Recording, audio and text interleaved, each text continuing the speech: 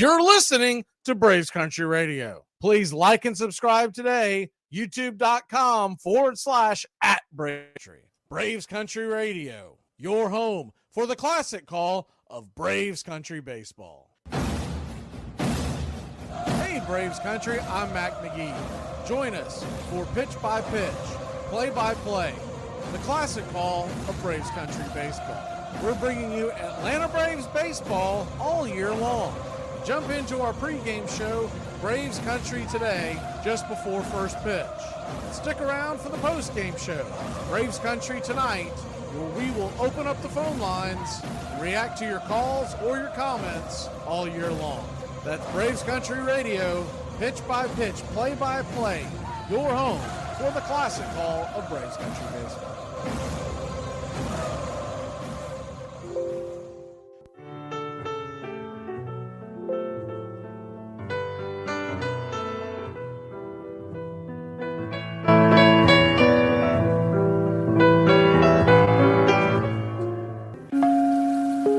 Lineup for yesterday by Ogden Ash.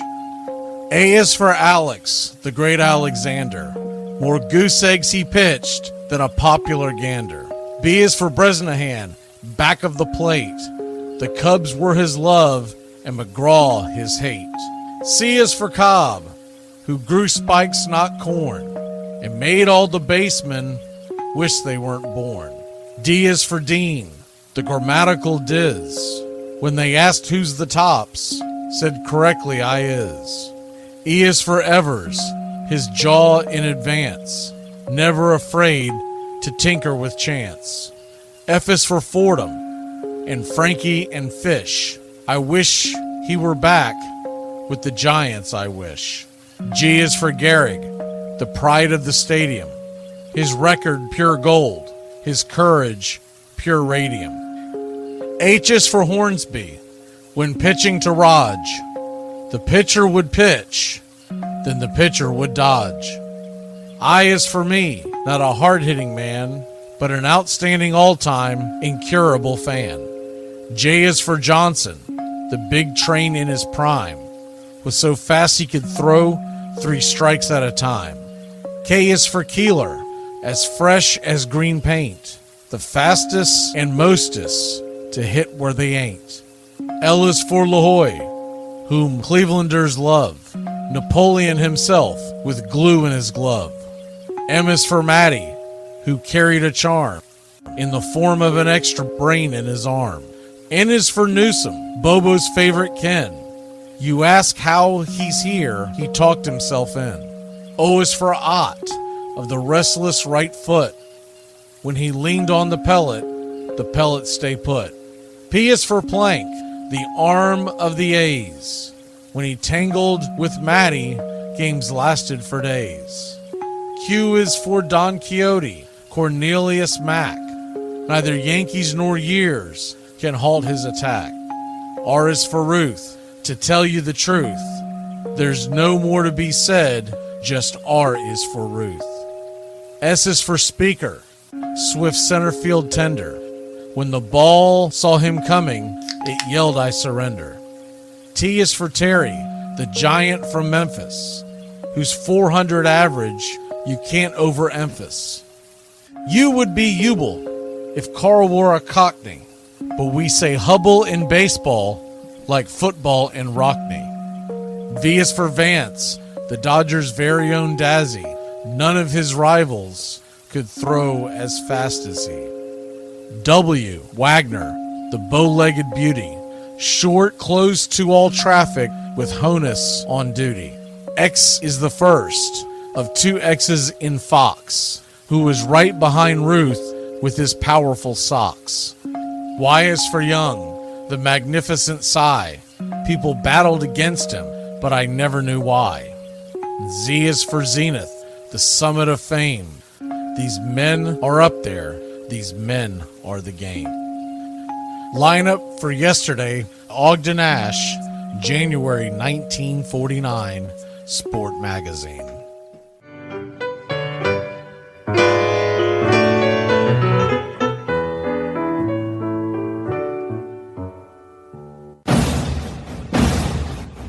Hey Braves Country, this is Mac Magee with Braves Country Radio. We are bringing you pitch by pitch, play by play of your Atlanta Braves all year long. Please like and subscribe today. It's free and it helps us bring you more of the game we all love. Braves Country Radio, your home for the classic call of Braves Country Baseball.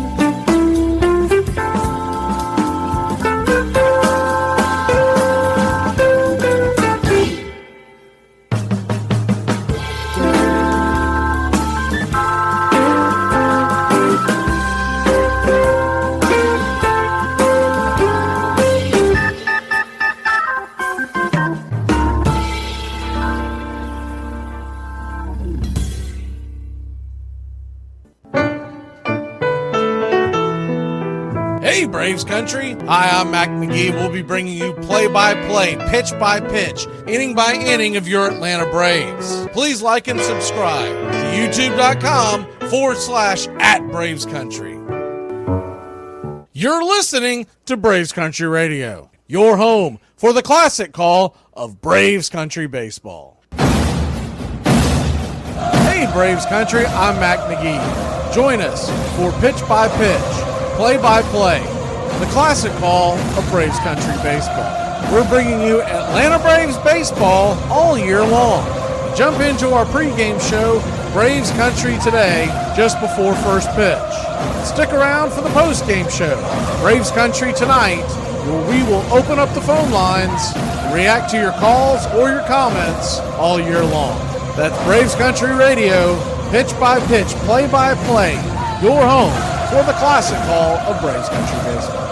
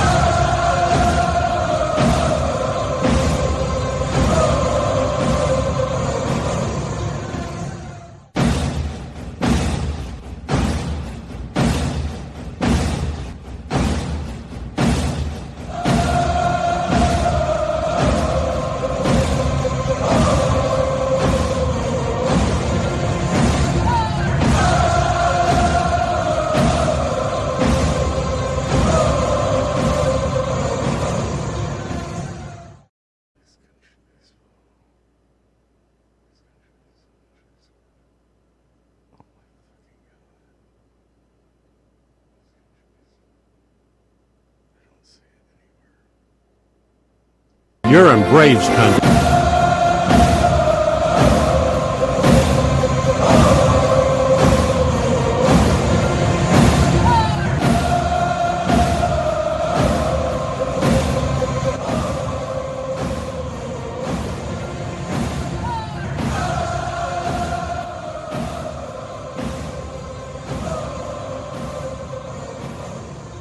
Hey, howdy, hi, and how the hell are you, Braves country?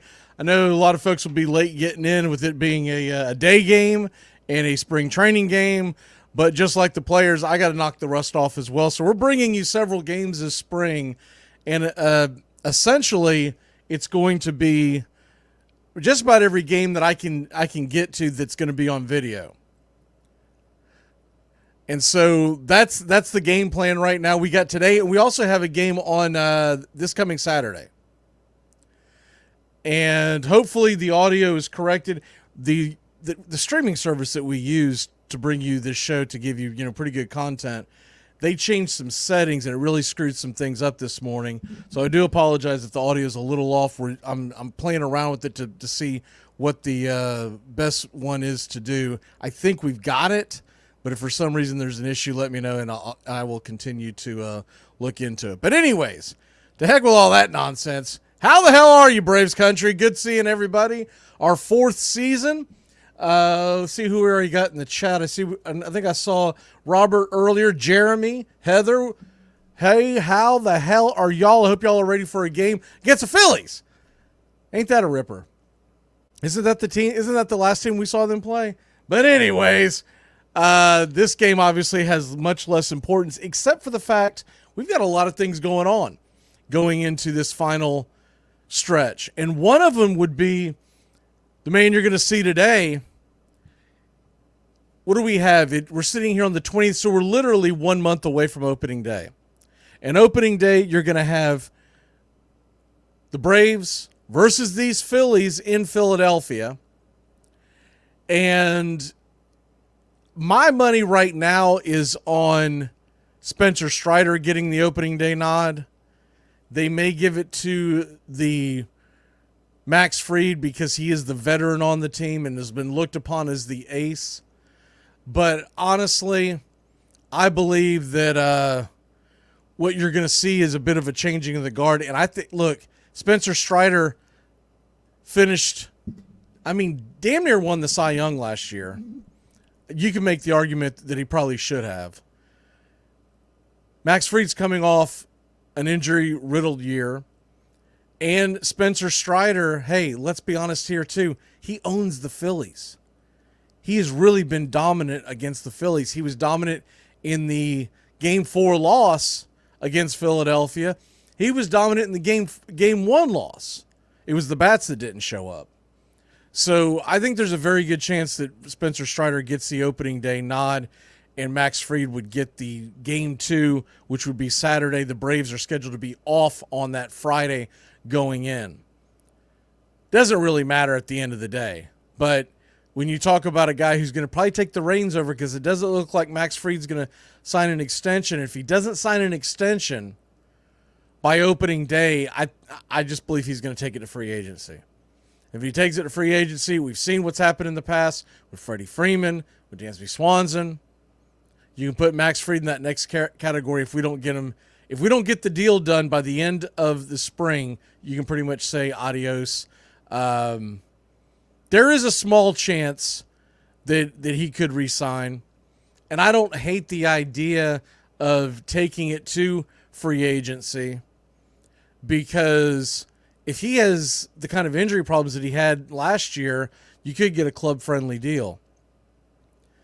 But the typical 22 per year that Anthopoulos has been signing the younger guys to, that's not going to get it done for Max Fried. Max Fried is a little longer in the tooth. He's looking at this as his best option to be able to make his big payday. He's going to want a 5-year deal, and he's going to want it pretty close to 30. If not 30. You look at what Rodon got last year from the Yankees, though most people would say that he's overpaid. He's going to be looking for somewhere in that neighborhood. He may decide, we talked about this in the past, but he may decide that if I can get 5 for around 27, somewhere in that number, 27, 28 per year, and I can get it done now, and we can just put this all to bed, that's a possibility. But anyways, today, AJ Smith-Shawver, or as we like to call him, the SSAJ, around here on Braves Country, he's going to take the hill. Only expect him for about an inning, maybe 2. That's usually what you get with these guys. They like to see him go for 2 innings the first outing, but it really comes down to pitch count. He's going to be going up against Phillips. More on that here in a little bit. And as far as the Braves starting lineup, we'll go over it right before first pitch as well. But to go ahead and let you know who's going to be in there today. Michael Harris is leading off, which obviously that means Ronald Acuna Jr. is riding the pine. Harris will be in center. Luis Guillorme is playing short. So Orlando Arcia is getting the day off. Jared Kelenic will be in left field. Luplow will be in right field. Eli White will be the designated hitter. Chadwick Tromp is going to be behind the plate, which is interesting. And Evans will be at first, Williams at third, and Luke Williams has actually had a couple of good swings on the ball in the spring. I know this is the first time we're actually physically getting to see them. For folks who aren't caught up with what's going on with the Braves, the first game of spring training was Saturday, and then we've had 2 more since then, Sunday and Monday, and actually a split squad, but none of the games have been televised across the board. So this is the first one that's actually going to be on broadcast, and so we're going to give you pitch-by-pitch, play-by-play. But Williams has had a couple of good at-bats. I don't think he has much of a chance of making the team, but it will be interesting to see how that plays out. The big thing today for the Braves fans is AJ Smith-Shawver. He's going to take the hill. He has a very good chance to be in that starting rotation, probably not at the beginning of the year, although I think he's probably the best 5th option on the entire team. But he's still a young man. Remember, he broke in last year at 20 years old, so he's 21 this year. And they don't want to give him too many innings on his arm. So what I think you're going to see from AJ Smith-Shawver this year is you're going to see him, obviously he still has options. You're going to see him start the campaign down on the farm, unless he's just absolutely lights out, then it may be hard for them to ignore it. And then expect him to get several starts this year. And I would think that the idea would be if you could do it perfectly, and of course, the injuries always come into play, especially with pitchers in Major League Baseball. But if you could do it perfectly, you would get him around, I would say, 10 to 15 starts in the majors this year and hitting full throttle heading towards the end of the season. And he could even be an option out of your bullpen because if everyone's healthy and we go into the postseason right now, that's going to be the key. Look, if you missed it yesterday, Chris Sale was phenomenal yesterday. 2 innings, 4 strikeouts. I'm a huge Chris Sale fan anyways, and now that he's a Brave, forget about it. But he was absolutely phenomenal yesterday. The idea with Chris Sale and with Charlie Morton is to bubble wrap them and get them to October. Get them healthy going to October, but also, it's not like you want rust. So it's not like you're going to shut them down until July. So you're going to have to massage the starts. I think there's going to be opportunities along the way for AJ Smith-Shawver, a couple other guys that we'll see this spring have an opportunity to come in and make these spot starts. Also, if you have a young kid like Shawver down on the farm, realistically, assuming that there's not a bunch of injuries to our starting rotation, you can average him out pitching about once a week down there. because unlike Major League Baseball, you typically have about 5 games a week in the minors. So you can have him pitch about once a week, and it'll keep the innings off his arm. And as we saw last year, as dominant as Bryce Elder was to get into the All-Star game, he absolutely hit a wall. He hit a wall, ran out of gas. I believe that's what was wrong with Elder last year. I don't think it was anything like I saw some folks that were trying to guess that that the league had caught up to him and that he wasn't as good. No, he was out of gas. And so the idea this year with Elder would be that he can sustain many more innings. And remember last year, they didn't have an opportunity to give him any kind of a break because we had injury after injury after injury. I mean, Kyle Wright, he's now gone. But Kyle Wright started out on the injured list. If you remember, Max Fried, right out the gate, went on the injured list with a hamstring injury, and that was before the 2-month stint that he had later on. So Bryce Elder didn't break with camp last year, but then again, Jared Schuster, who's gone, him and Dylan Dodd were incredible in the spring, and they had a hard time putting Elder above them when the season began. So they gave those two kids a shot. They spit the bit. Elder came up, and the rest is history. If they can get the starting rotation, and we'll talk more about this during the ball game, but if they can get the starting rotation healthy, hitting all cylinders, going into the postseason. Of course, you got to get to the postseason first. You're looking at a rotation that's going to have Fried, Strider, or Strider-Fried, doesn't matter how you slice it. Probably for the, well, you know what? It honestly doesn't matter. The lefty-right thing doesn't matter in the postseason.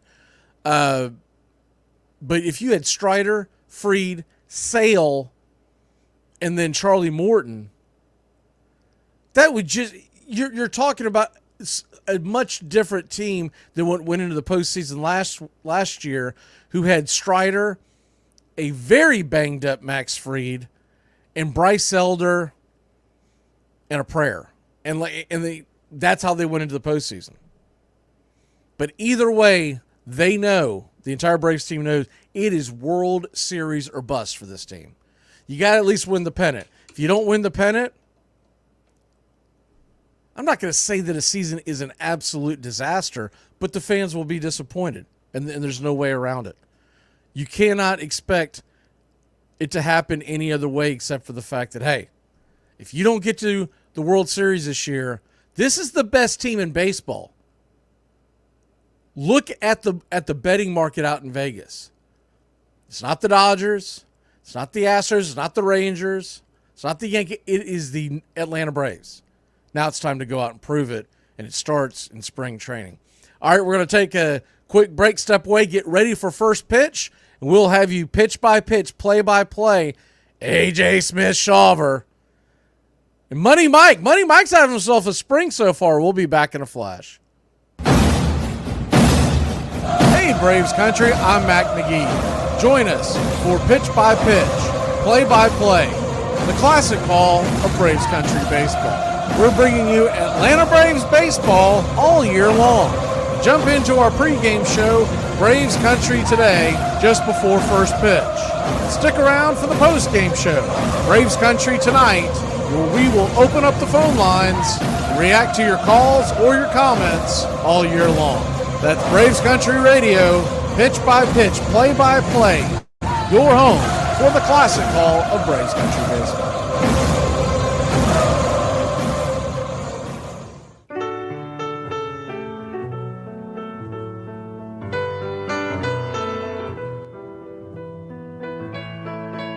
Casey at the Bat by Ernest Lawrence Thayer.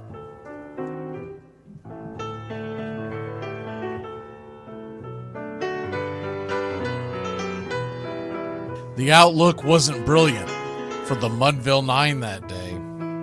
The score stood 4-2, but with 1 inning more to play. And when Cooney died at first and Barrows did the same, a pall-like silence fell upon the patrons of the game. A straggling few got up, to go in deep despair. The rest clung to the hope which springs eternal in the human breast.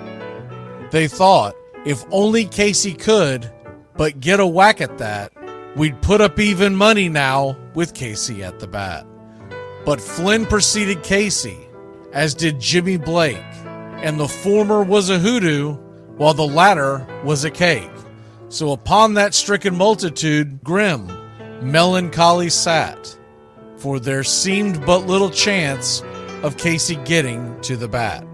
But Flynn let drive a single, to the wonderment of all, and Blake, the much despised, tore the cover off the ball. And when the dust had lifted, and men saw what had occurred, there was Jimmy safe at second, and Flynn a hugging third. Then from 5,000 throats and more rose a lusty yell. It rumbled through the valley, it rattled in the dell. It pounded on the mountain and recoiled upon the flat, for Casey, mighty Casey, was advancing to the bat. There was ease in Casey's manner as he stepped into his place. There was pride in Casey's bearing, and a smile lit Casey's face. And when responding to the cheers, he lightly doffed his hat. No stranger in the crowd could doubt 'twas Casey at the bat. 10,000 eyes were on him as he rubbed his hands with dirt. 5,000 tongues applauded when he wiped them on his shirt. Then while the writhing pitcher ground the ball into his hip, defiance flashed in Casey's eye, a sneer cooled Casey's lip. And now the leather-covered sphere came hurtling through the air, and Casey stood a-watching it in a haughty grandeur there. Closed by the sturdy batsman, the ball unheeded sped. "That ain't my style," said Casey. "Strike one," the umpire said. From the benches black with people, there went up a muffled roar, like the beating of a storm waves on a stern and distant shore. "Kill him! Kill the umpire!" shouted someone on the stand, and it's likely they'd have killed him had not Casey raised his hand. With the smile of Christian charity, great Casey's visage shone. He stilled the rising tumult, he bade the game go on. He signaled to the pitcher, and once more the dun sphere flew. But Casey ignored it, and the umpire said, "Strike two!" "Fraud!" cried the maddened thousands, and echoed answered, "Fraud!" But one scornful look from Casey, and the audience was awed. They saw his face grow stern and cold. They saw his muscles strain. And they knew that Casey wouldn't let that ball go by again. The sneer is from Casey's lip. His teeth are clenched in hate. He pounds with cruel violence his bat upon the plate. And now the pitcher holds the ball. And now he lets it go. And now the air is shattered by the force of Casey's blow. Oh, somewhere in the favored land, the sun is shining bright. The band is playing somewhere, and somewhere hearts are light.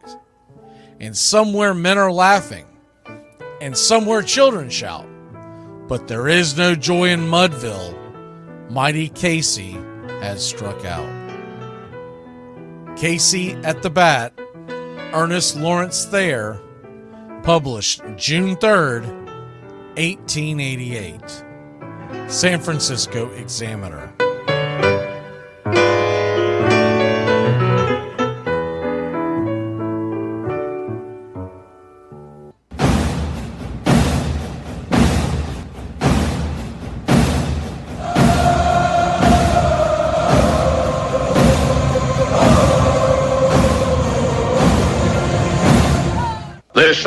There's something kind of about a kid that's never played baseball. If baseball is about caring, about loyalty and rivalry. Baerga is 0 for 3. Left center field. Grissom on the run. The team of the 90s has its world championship. There's a very peaceful thing. It was created and played in pastures and meadows. There's grass, there's outdoors, there's everything that people thought was American and feel about America. You get in a ballpark, and it's the wonder of walking through that dark tunnel and seeing a huge open space where men play the little boy's game.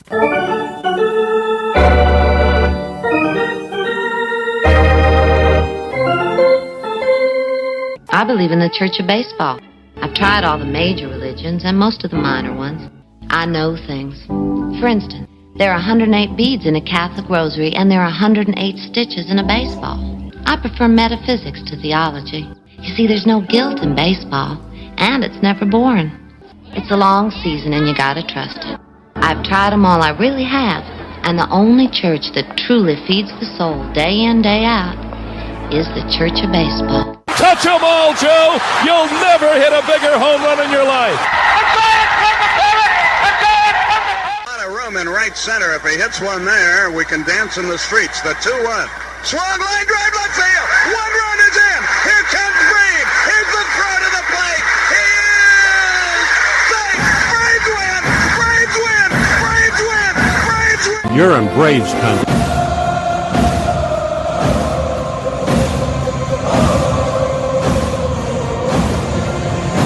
We're down to one strike here. Gurriel, the last hope for the Houston Astros. And here's the 0-2 pitch.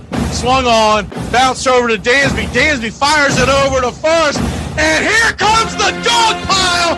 Fire the cannons in the battery. Do the chop all throughout Braves country. Pop that top. Your Atlanta Braves have won it all. Oh, say, can you see by the dawn's early light what so proudly we hailed at the twilight's last gleaming, whose broad stripes and bright stars through the perilous fight o'er the ramparts we once were so gallantly streaming, and the rockets red glare, the bombs bursting in air, gave proof through the night that our flag was still there. Oh, say does that star-spangled banner yet wave o'er the land of the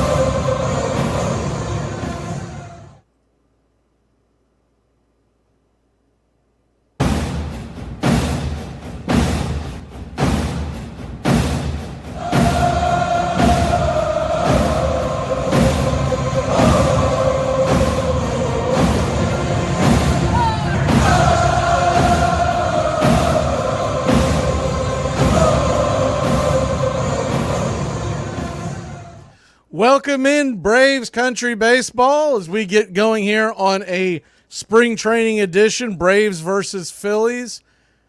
Try to get all the dust knocked off all of our equipment as we get rolling here on a should be a pretty good day here as the Braves are the visiting team. So we are going to be batting first, and Michael Harris will lead us off. We'll do the lineup as we go along. And we're hoping that we get to see A.J. Smith-Shawver for hopefully a couple of innings, see what he's got. Phillips is taking his last warm-up tosses right now, and we should be just about set for Braves Country Baseball.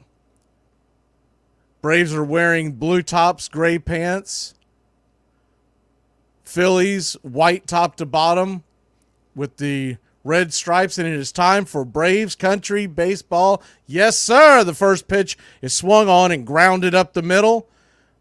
Second baseman has it. It's going to be an easy 4-3 put out, and there's one away. Philadelphia Phillies, Atlanta Braves. Of course, they were the NLDS foes and the team that has knocked out Atlanta the last 2 years. Luis Guillorme takes the first pitch for a strike on the outside. He did not like it. It's 0-1. The 0-1 pitch, teardrop on the outside, looked like the curve, and it's quickly 0-2.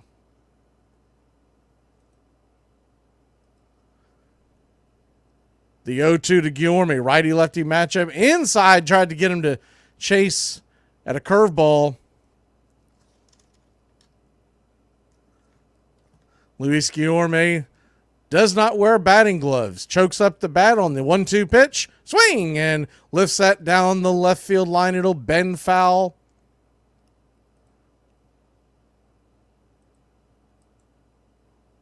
So a 1-2 pitch. Phillips, 5 pitches into the game.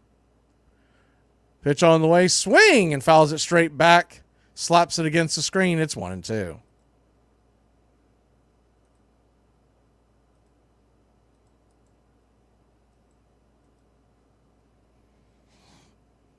The 1-2.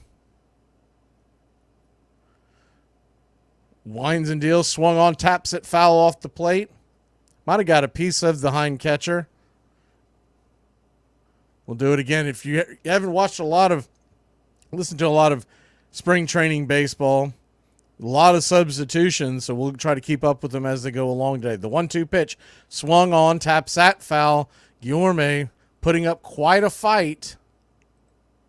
Here in the early going, Jared Kelenic is on deck. The 1-2 pitch. Phillips lifts his glove and leans and deals. Swung on, and that ball is grounded softly over to the right-hand side. It's going to be an easy 4-3 putout. Bryce Harper has the reception, and there's 2 away.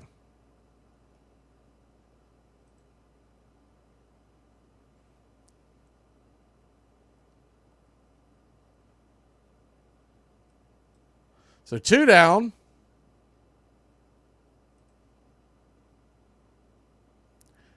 Jared Kelenic takes a hack at the first pitch, in on his hands, fouls it straight back, and it's 0-1. Braves nothing, Phillies nothing, 2 down, top of the first inning. Bo Phillips trying to find his way into the Phillies rotation. The 0-1 pitch, swing, and that ball's hit hard on the ground. Diving stop by Harper. He's going to have to jump up, flips it. Phillips covers the bag. He's got it, and that'll end the inning. So the Braves fail to get a hit. No runs, no hits, no errors. Phillies will grab the bats. When we come back, Bryce Harper will be coming to the plate. This portion of the show is being brought to you by Ed's Almost Good Beer. Remember, Ed's Almost Good Beer was brewed in God's country when God wasn't looking. Hey, Braves Country, this is Mac Magee with Braves Country Radio. We are bringing you pitch by pitch, play-by-play of your Atlanta Braves all year long. Please like and subscribe today. It's free, and it helps us bring you more of the game we all love. Braves Country Radio, your home for the classic call of Braves Country Baseball.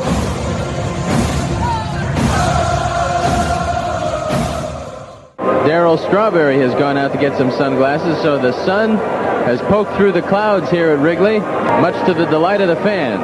There's a lot of daughters here, too. It measures just 9 inches in circumference, weighs only about 5 ounces, and is made of cork wound with woolen yarn, covered with 2 layers of cowhide, and stitched by hand precisely 216 times. It travels 60 feet 6 inches from the pitcher's mound to home, and it can cover that distance at nearly 100 miles an hour. Along the way, it can be made to twist, spin, curve, wobble, rise, or fall away. The bat is made of turned ash, less than 42 inches long, not more than 2 3/4 inches in diameter. The batter has only a few thousandths of a second to decide to hit the ball. And yet the men who fail 7 times out of 10 are considered the game's greatest heroes. Please like and subscribe today, youtube.com/@BravesCountry.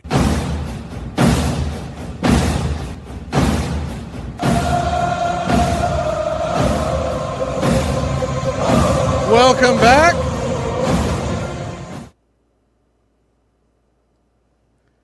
Braves nothing, Phillies nothing. We're heading to the bottom of the first inning, and A.J. Smith-Shawver will be taking the mound. Braves wearing their red ball caps here this spring with the blue tops, gray pants. First pitch by A.J. is outside for a ball. It's 1-0.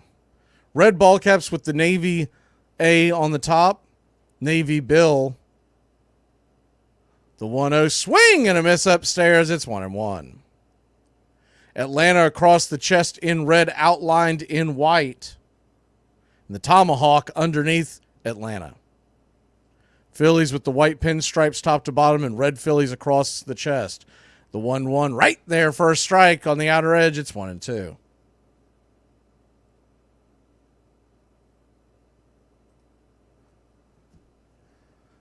The 1-2 from the SSAJ. Kicks and fire. Swing and a miss. Strike 3. He gets Kyle Schwarber. Would look like could be a changeup. Might have been a bit of a curve. And there's one away. Nice pitch. Just dipped underneath the hands.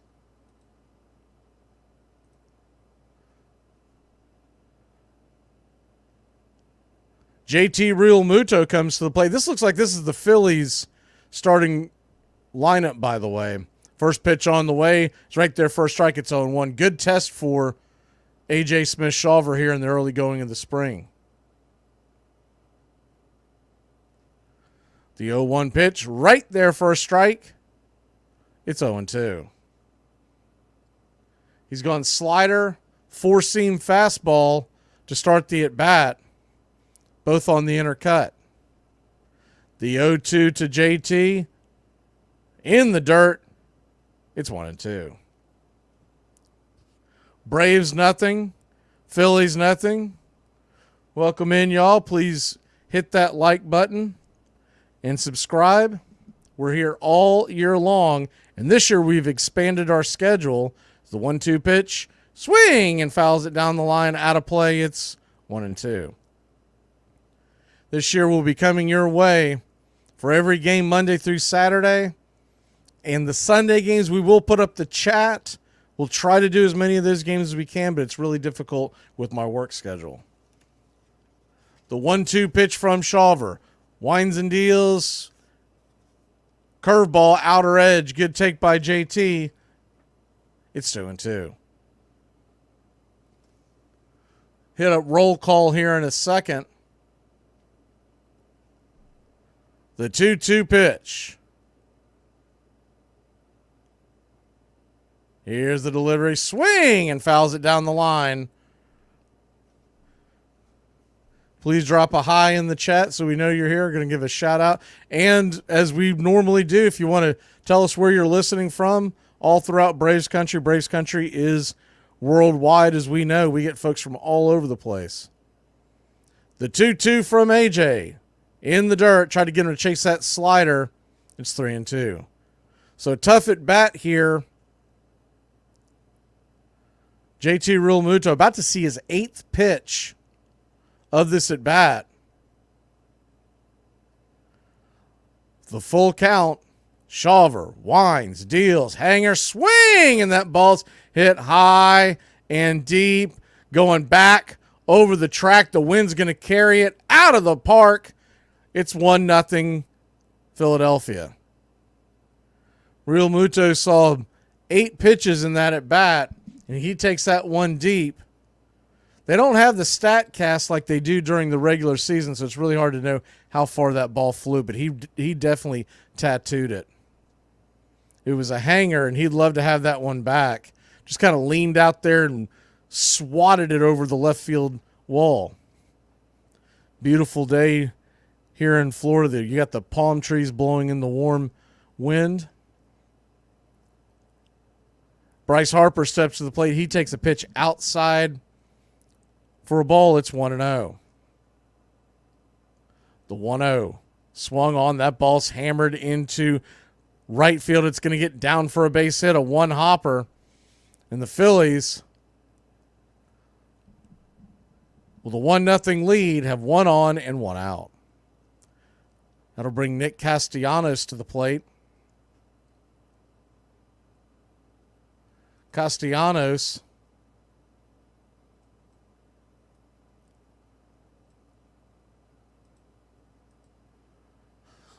takes the first pitch down and away. It's 1-0. Castellanos was really the catalyst for the Phillies in that Braves series last year. Really came on strong at the end of the season. The 1-0 pitch swung on. That ball is hit hard into center field. Michael Harris took a step back. Now he has to run in, charges, and makes the catch, and there's 2 away. Kind of had a bad read on the ball to start it off. Get this bus moving. Stop. Come back. Too late. Roll call! Yeah, roll call! You're in Braves country. Swung on. That ball is hammered down the left field line.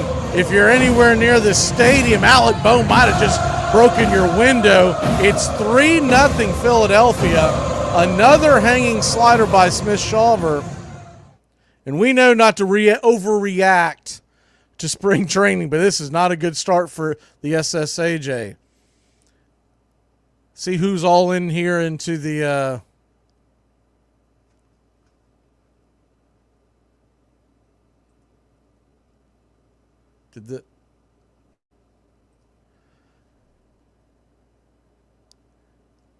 Thank you, Raymond. I'm doing it right now. I didn't realize that it's got some bugs in it early in the year. That should fix it. So 3-0 Philadelphia. Good afternoon, Cameron. Appreciate the kind words from Virginia. Good afternoon, Raymond, Robert, Jeremy, Heather. And I think that got everyone so far. Right there on the knees, caught looking, strike 3. And A.J. SMITH-SHAWVER, after a rocky beginning of the inning, does finish it off with a strikeout. We will be back in a flash, and hopefully I'll get all the bugs worked out here. It's spring training for me as well. We'll be back in a moment, y'all. Max, a woman in my section wants to know if we do anything gluten-free. What do I tell her? Tell her she's not allergic to gluten. She's just masking an eating disorder. 1 out, nobody on. 2-2 count to Pete Rose. We've just started a wet day in Baltimore. There's a fly ball down the right field line. Tough chance. It's in for a base hit. Rose is coming for 2. It gets away from Robinson. Rose hit the dirt. And had he rounded the bag, he might have gone for 3. He thought it would be a play on him at second. Cincinnati's Charlie Hustle, Pete Rose, and this is the way Rose plays the game. Just 150% each and every time, whether the ball is there or not. This helpful instructional message from the National Association of People Who Have Trouble Walking and Chewing Gum at the same time. Step, chew. Step, chew. Step, chew. Step, chew. You're gonna agitate the bees. Well, I'm fine with the bees. It's the honey I don't want to agitate. Is that your end game here, honey? Yeah, I figure we keep the hive in the basement, we'll always have honey. We'll always have bees, is what we'll always have. Wow! What? I think I just saw a wasp. think that was a wasp. Did you see that? It Didn't looked like look a like wasp, right? Is this a wasp nest? This is a wasp nest. I'm out. All right. I'm out. Yeah. I don't want to tangle with a bunch of wasps. Hey, do wasps make honey?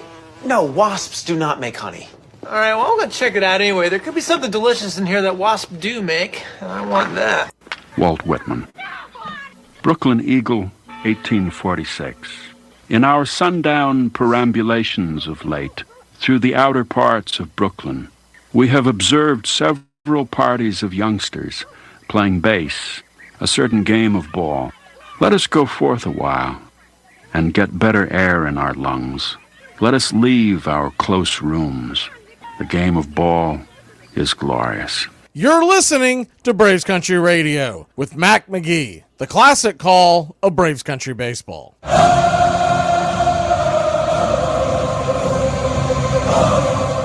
Welcome back. First pitch on the way to Jordan Luplow is down and out for a ball. It's 1-0, the 1-0 pitch. Swung on, fisted over towards the right-hand side, having to cover it off of the shift. Here comes the throw, a 4-3 putout. Nifty throw. And I'll tell you what, a pretty darn good cover by Phillips as he was having to. Whit Merrifield had to come a long way over as they were in the shift. And he just got Luplow by maybe a quarter step. Definitely got him. There's one away. Welcome in, Denise. Good to see everybody. I know we've done these sporadically over the off season. We did some Braves Country todays, but I know those kind of drop at a weird time. Hard for people to come in all at once. First pitch on the way to the designated hitter day. Eli White is outside for a ball. It's 1-0. Eli's got a pretty good opportunity to make this team this year. And what it's really going to come down to is the 1-0 pitch, swing and a miss. Look like the bender on the outer edge. It's 1-1. Eli White, with the idea that the Braves will definitely carry at least one outfielder on their bench, is the 1-1 pitch, swung on, hit hard down the right field line. It is off the wall, and Eli, who can boot scoot boogie, slides into second base, and it's a 1-out double. Eli White is in direct competition with most likely Forrest Wall for that fourth spot. If you figure that the Braves starting lineup is set, and we do believe that it is, and you know Travis d'Arnaud's going to get a spot as the backup catcher. First pitch on the way is swung on by Chadwick Tromp. He hits it high and deep, going back on the track. Zip, boom, bam, it's gone. Ram-a-lam-a, ding-dong. The first home run of the year here on Braves Country Baseball, and Chadwick Tromp makes it 3-2. The Braves are within one.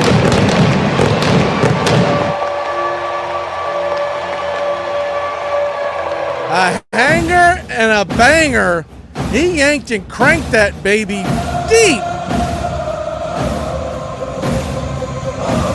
And it's 3-2. One down. First pitch on the way. Called right there for a strike. Phillip Evans, the batter. It's 0-1. Evans, check swing and a miss. Kind of a half-hearted swing. Got fooled on the pitch on the slider on the outer edge. And it's 0-2. But back to Eli White. Eli White would be the reserve or the bench outfielder on the Braves bench as the 0-2 pitch swung on, tapped back to the mound. Phillips has it, picks it up, flips it over to first. Kind of a low throw, but Harper's got it, and they're still away. Forrest Wall would be the other, and they could decide to carry two outfielders. If they do not, it would be that is essentially the competition. You got Jordan Luplow in the mix as well. Now they may want Forrest Wall to get more at bats down on the farm is the first pitch on the way, swung on and roasted down the third base line. It's going to slap up against the wall, the 329 mark, and here coming around and slide, he'll be a stand-up double for Luke Williams, and the Braves have the tying run standing on second. Luke Williams, like I said, has been swinging a pretty good bat in the spring. Hammered that ball down the left field line. Now, if you're looking at the realistic bench for the Braves, Luis Guillorme and David Fletcher is the other competition, as the first pitch on the way is right there for a strike on the outer edge to Phillips. It's 0-1. Or, excuse me, Lopez. The 0-1 pitch swung on. Lopez hits it high, not very deep, making a hopping catch in left field. Schwarber having to fight the sun, and that'll end the inning. But not before your Atlanta Braves put a couple on the board. 2 runs, 3 hits, no errors. The Braves trail 3-2. We'll be back in a flash. Lose some weight. Oh, come on, Quigley. Will you don't give me that. Look at me. 92. And I still enjoy swimming and golfing and biking, all sports. Whoopee. That too. Come on, after all at your age, must be down to a handshake, huh? Yep, before and after. Look at that. The Hendersons are getting a new fence. Ah, who cares? They're swingers. I want a new fence. Need a home loan fast? At the American Bank of Los Santos, we'll help you get the debt you need to make life easier. We'll show you how to look richer and be poorer. You need to impress people fast, not in 20 years. It's only a risk if you get into money troubles or the economy changes. Call American Bank of Los Santos. Now that the kids have moved out and have drug problems of their own, maybe it's time to install a luxury marble wet bar. American Bank of Los Santos. Why worry about tomorrow if you look inadequate today?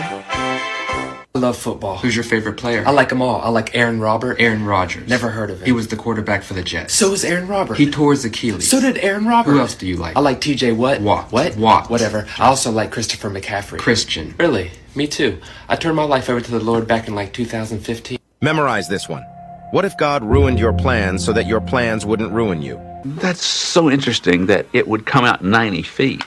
That somebody sat down, Mr. Cartwright or whoever, and said, hey, it ought to be 90 feet. It just sounded like a logical number. The fact of the matter is, in retrospect, if it were 88 feet, the game would be very different. Think of the plays at first base. Think of the double plays that wouldn't be completed on an 88-foot first base and second base. If it were 94 feet, we'd be throwing people out all over the place. Batting averages would drop remarkably. So if 90 feet was something somebody said, hey, that's a good number, that was a pick from heaven. Welcome back. The first pitch from A.J. Smith-Shawver is swung on, skied high and deep into left center field. Michael Harris is under it, making the catch, and there's one away. So back to the break. You will notice they have sped up the pitch clock this year. We had 20 seconds last year. It is now 18 with the man on base. Still the standard 15 with no one on. Righty-righty matchup. A.J. Smith-Shawver drops in a curveball to Weston Wilson, the shortstop for Philadelphia. It's 0-1. The 0-1 pitch, rocks and fires, swung on and fouls it straight back. It's 0-2.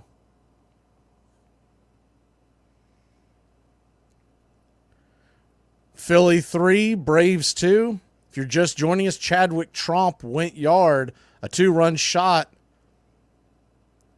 The top of the second inning, the 0-2 pitch, down and in, good take by Wilson. It's 1-2. So essentially you have 4 bench pieces up for grabs for the Atlanta Braves. The 1-2 pitch, swing and a miss, strike 3. Good pitch by Shawver. AJ pulled the string on that one just out in front, and there's 2 away. You got your starting 8, including the designated hitter Ozuna, is 9. 10 would make Travis d'Arnaud. So in theory, the 11, 12, and 13 slots are undecided. First pitch on the way from AJ. Tried to throw a curveball. Did not have the grip, and it's 1-0. Missed up high. Aramis Garcia, the batter, right-hander.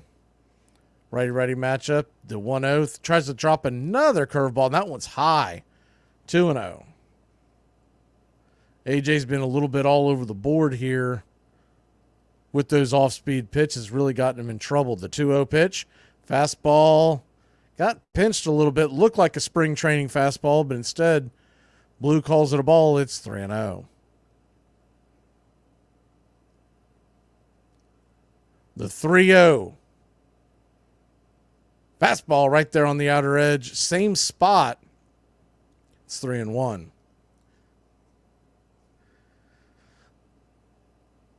It really comes down to, do the Braves want to carry 2 outfielders or 2 infielders on their bench, along with Travis d'Arnaud? The 3-1 from AJ. Swing! And pops it back foul. It's 3-2. I would prefer that they keep the 2 infielders and just have the 1 outfielder on the bench. And the reason being is the 3-2. Curveball misses high, ball 4. Brian Snitker's not going to like that. Free passes will get you a free ticket back to Gwinnett. 1 on, 2 outs. Phillies lead it 3-2. The main reason why I would prefer the 2 infielders is because a lot of people miss this. David Fletcher has played sparingly in the outfield over his career. First pitch in the dirt. Misses for a ball. It's 1-0. Hey, there's the goat. Good to see you, bud. The 1-0 as the lineup flips over. Schwarber back to bat. He takes the 1-0 right there at the knees. It's 1-1. Schwarber struck out swinging his first time up. Walt Weiss is managing the team today. Brian Snitker's been under the weather the past couple of days, so they're letting him rest up. And, of course, whatever he's got, don't pass it on to the rest of the team. That's the last thing you need, is that spreading through the clubhouse. The 1-2 pitch. Kicks and fires, swung on, bangs it on the ground, underneath the glove, and into right field.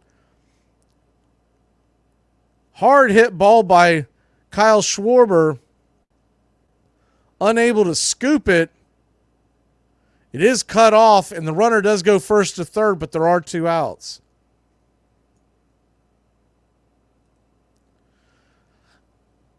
Diving attempt by Evans. And Luplow cuts it off before it gets to the wall. So that'll bring Real Muto. He hit a solo shot his first time up. First pitch on the way. Fastball misses outside. It's 1-0. Remember, he saw 8 pitches from SHAWVER his first time up. The 1-0.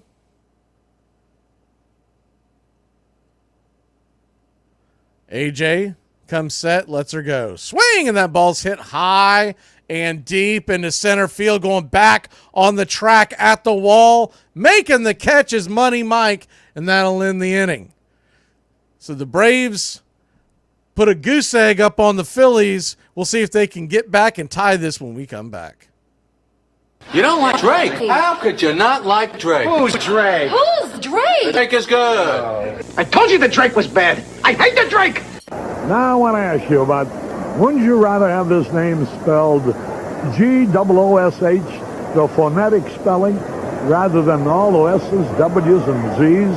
Gives him some character, though. G-W-O-S-D-Z is the spelling, but it's pronounced Goosh. Well, his nickname is iChart, and you can understand that. It's about 72 points on the Scrabble board. Well, then he ought to make a great umpire when he retires as a player. Pitch a bit low. Goosh, he's been around. I remember that name with other teams. He's been with Walla Walla, Reno, Amarillo, Hawaii, and San Diego. That evens a count, a ball, and a strike. Did you go to many games in Walla Walla? I like the name of it. It's one of my favorite towns. Do you know what Walla Walla spelled backwards sounds like? Allah, Allah. You didn't know that? No, I didn't. I learn something every day working with you. How'd we get started on this silly stuff? You just robbed a house. You have all this great stuff that now belongs to you, but you got this annoying pang of guilt nagging at you. Well, worry no more, because your friends at Cell Block Greeting Cards have the answer for you. Introducing our new line of petty crime thank you cards.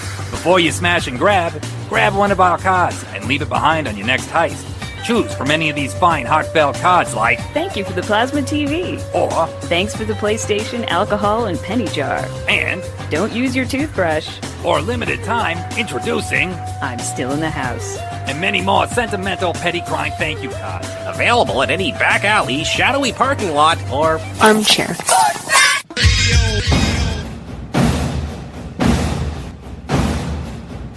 Welcome back.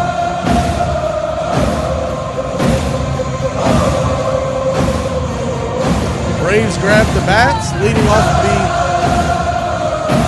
Michael Harris. We do have a pitching substitution. Nick Nelson replaces Tyler Phillips.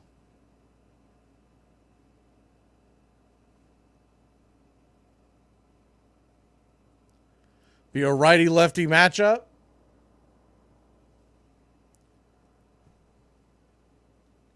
First pitch on the way to Money Mike is a fastball, misses high. It's 1-0.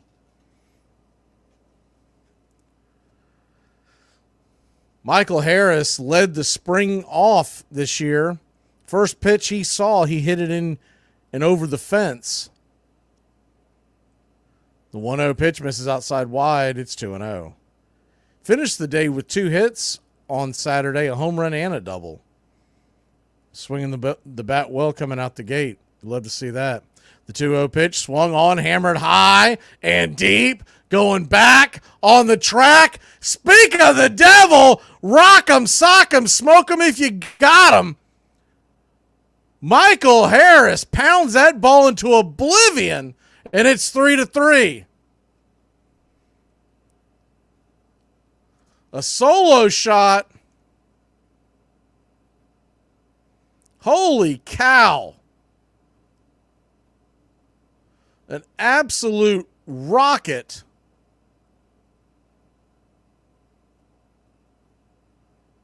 Luis Guillorme will be the batter.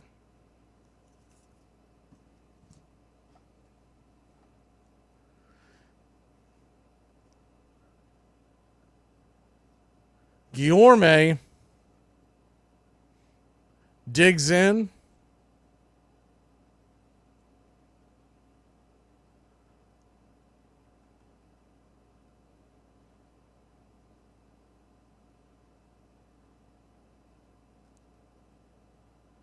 Three your score.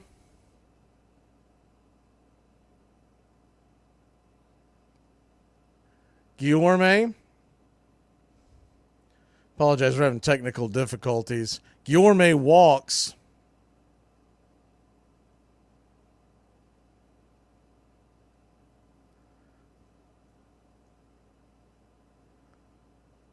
So Guillorme heads down to first. It'll be Jared Kelnick coming up to the plate.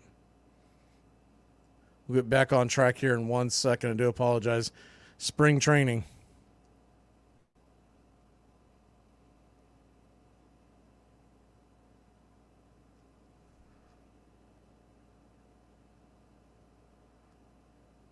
Jared Kelnick, the batter. Jared Kelnick, of course, coming over from the Seattle trade. He's got a 1-0 count on him as we get caught back up. Runner on first, nobody out. Righty-lefty matchup. Nick Nelson versus Jared Kelnick, who will be the everyday left fielder. Expecting Jared to hit in the bottom third of the order somewhere. Depends on where they want to place him. I think a lot of it depends on where they want to put Michael Harris this year. The 1-0 pitch. Nelson lets her fly, and inside misses. It's 2-0. So you got a 2-0 count.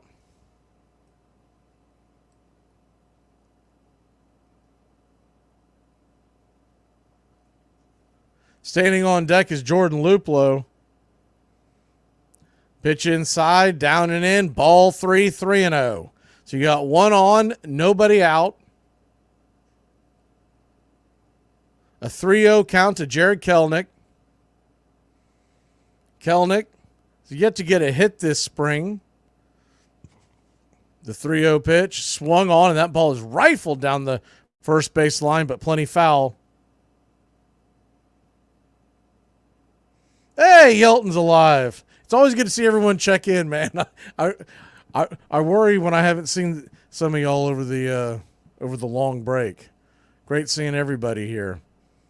And I was talking to someone about this the other day as a 3-1 pitch. On the way, swung on. That ball is banged over to the right-hand side. Harper's got it, fires it over to second. Did he double him up? They're going to say that he did get the tag, and there's 2 away. Whit Merrifield must have thought there was one out because he started jogging towards the dugout. It's a close play. Good throw by Harper. I believe he did apply the tag. But I was talking to someone the other day about it, and I said, the difference between spring training and any other sport is that there's just something about when you see spring baseball is here, you know that spring is here. There's no other feeling like it. All the other preseason sports, I'm sorry, they don't hold up. First pitch on the way is a strike right there at the knees to Luplow. It's 0-1. Got a slider. The 0-1 pitch swung on, hit high and deep. Not quite deep enough. It's going to die at the warning track. Kyle Schwarber will make the catch, and that'll end the inning. But not before your Atlanta Braves tie it up. 3 runs, 4 hits, no errors. Phillies, 3 runs, 4 hits, no errors. We head to the bottom of the third. Oh, it is a good makeup day. And it looks like a good hair day because you can't see the grease under the hat. Pro tip. Slide here is your ex. But if that's the call, Mike, Will, and Sam all have to know they're shifting. Open palms to post, thumbs ups to crosser, thumbs downs and out. Trevor, why don't you get up here and draw that for us? Playing in the NFL is hard, but playing Armchair. fantasy football is easy. Fantasy football time.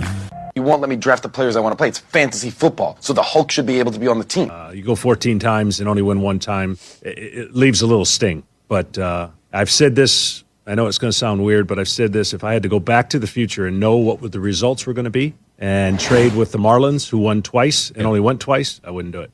At the 14 times, still thinking that maybe fate might change. Going 14 years in a row is pretty incredible. Armchair. It is played everywhere. In parks and playgrounds and prison yards, in back alleys and farmers' fields, by small boys and old men, raw amateurs and millionaire professionals. It is a leisurely game that demands blinding speed. The only game in which the defense has the ball. It follows the seasons, beginning each year with the fond expectancy of springtime and ending with the hard facts of autumn. Americans have played baseball for more than 200 years. While they conquered a continent, warred with one another and with enemies abroad, struggled over labor and civil rights and the meaning of freedom. You're listening to Braves Country Radio with Mac Magee, the classic call of Braves Country Baseball.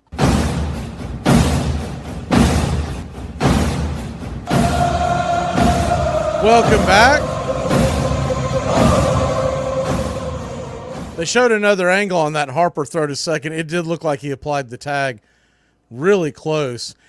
If Guillorme slides to the outside of the bag, he's probably safe. First pitch on the way to Bryce Harper is outside for a ball. It's 1-0. Harper 1 for 1 with a run scored. The 1-0 pitch. Upstairs for a strike, a high strike. Harper doesn't like it. It's 1-1. Good to see that early on the Bryce Harper whining has already began. Ken Giles is the pitcher for the Braves as A.J. Smith-Shawver's day is done. Pitch in the dirt. They're going to say he went around. It's 1-2. Not sure about that. Looked like he might have held up. Ken Giles trying to make this team.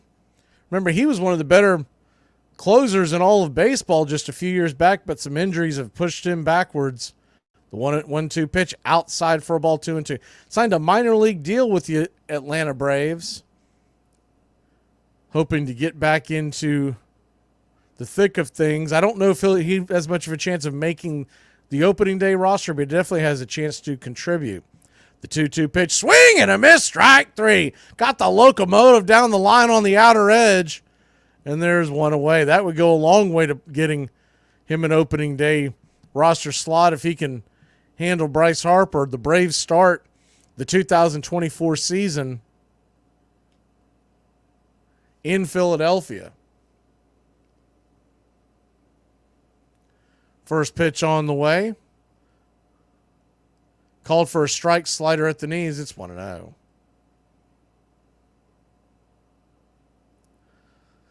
Or 0-1, excuse me. The 0-1 pitch. Swing and a miss, strike 2. Slider in the dirt. So he's gone slider, both on the outer edge to start off Castellanos.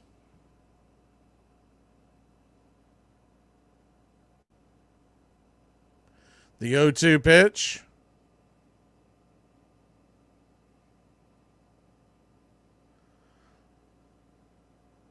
Awesome, Goat. Look forward to it. The 1-2 pitch as steps off the mound for a second. Comes set, 4 seconds on the clock. The pitch on the way, swing and a miss, strike 3.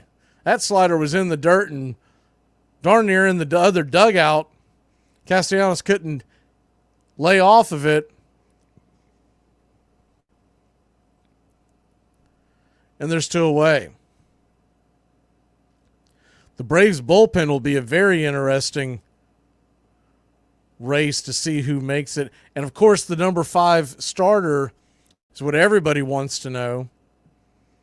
First pitch on the way to Alec Boehm, who had a home run, a 2-run shot his last time up inside for a ball. It's 1-0. Alec Boehm, 1 for 1. 2 RBIs, still has not touched home plate. The 1-0, down and in, 2-0.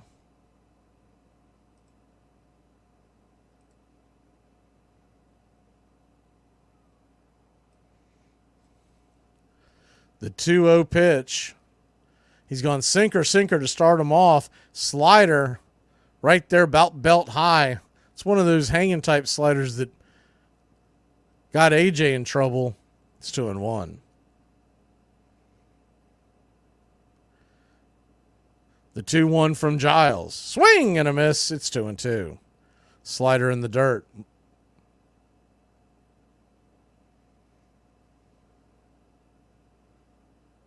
A 2-2 count. Sunny day here in spring training facility for the Philadelphia Phillies. The ball is out of the zone into the left-handed batter's box. It's 3-2. So a full count. Ken Giles, who struck out the first 2 of the heart of the order of the Phillies, has a full count on Alec Boehm. He lifts the glove. Winds and deals. Swing and a miss, strike 3. He yaks the whole side. Hey, Ken Giles might be on that opening day roster. We'll be back in a flash.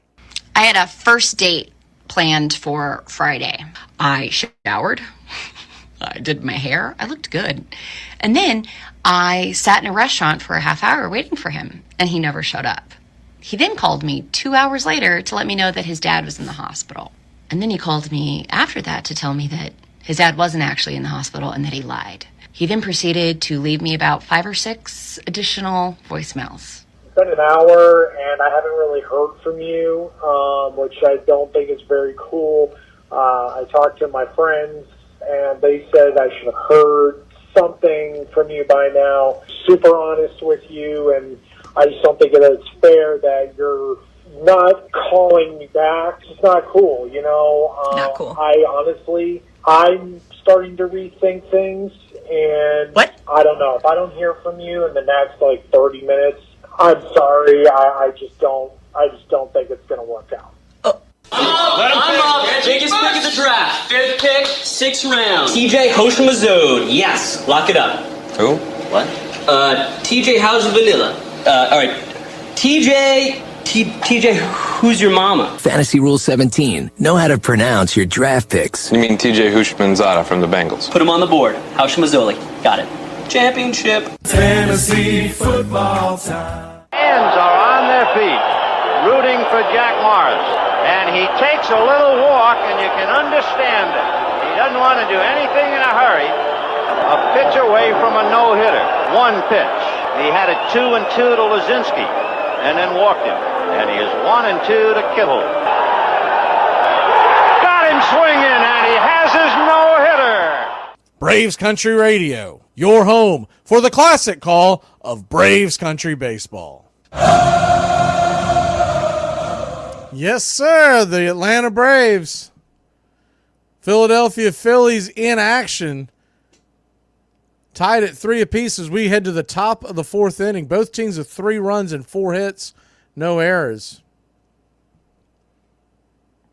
I think the biggest thing I'm going to miss about Ron Washington leaving to go to the Angels to be the manager there is the way he really used to tick off the Philadelphia Philly broadcast booth. I always looked forward to going and listening to the clips afterwards because of all the high fives and everything that he would do.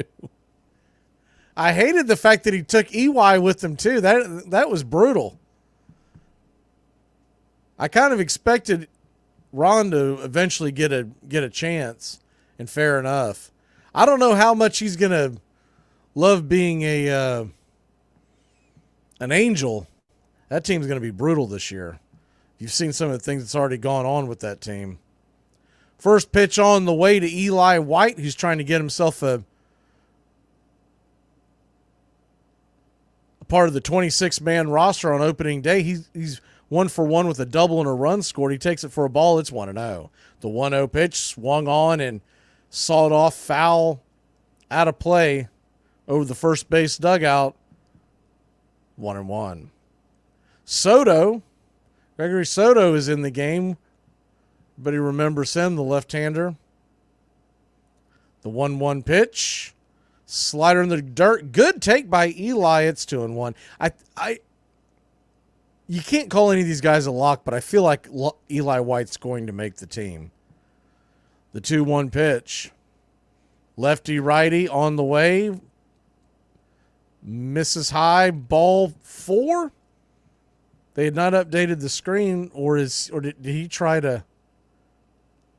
Eli went down to first. Now I'm confused. Okay, it was ball 4. Everybody stood with a pause there. They weren't quite sure if it was two or 3 balls. They must have called a pitch clock violation. We'll roll back this and see. Yeah, that's exactly what happened. First pitch on the way to Chadwick Tromp, who had a 2-run bomb back in the second. Called for a strike. It's 2-1. Or 0-1. The 0-1 pitch swung on. That ball is hammered high and off the left field wall. A high hopper, and it's going to get all the way, going to get White all the way to second. Tromp held up as the ball was quickly relayed by Schwarber. Kind of kicked the ball around, but he did get back in quickly. It was a bad throw, but it was enough to keep Tromp from going to second base. Chadwick Tromp now 2 for 2 with a double and a home run.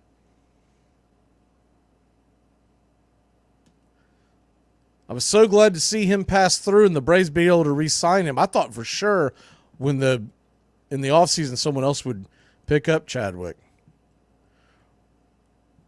Runners on the corners, nobody out. Evans to the plate. He takes a swing at the first pitch. Sinker, 98 miles an hour, saws it off. It's 0-1.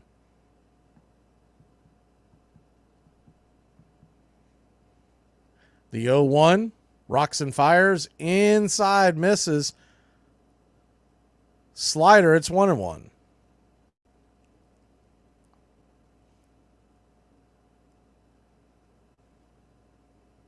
The 1-1 pitch. Swing and fouls it away. It's 1-2. Yeah, so not only has Mike Trout already been asked about still being in Anaheim, and he gave the PC answer, but you could tell there was some disdain there that he doesn't like playing for a team that doesn't appear to be going anywhere. At the same token, the man signed a $450 million contract. It's kind of hard to complain about that. The 1-2 pitch misses inside, 98-mile-an-hour fastball, evens up the count. It's 2-2. Then on top of that, you had the Anthony Rendon situation where he's telling the press that he doesn't that baseball's not a priority in his life, and that went viral. The 2-2 pitch swung on, chopped foul over towards the third base line, scooped up by Tuyasa Sopo, flips it into the crowd. The Braves' new third base coach.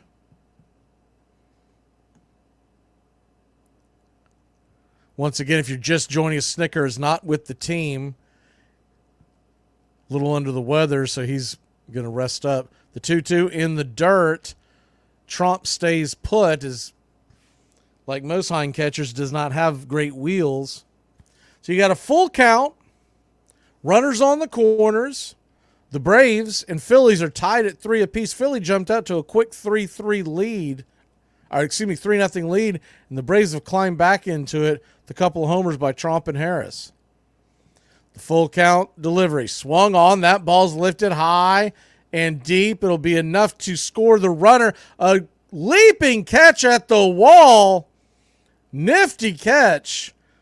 But White will easily tag up and score. And it's 4-3 Atlanta.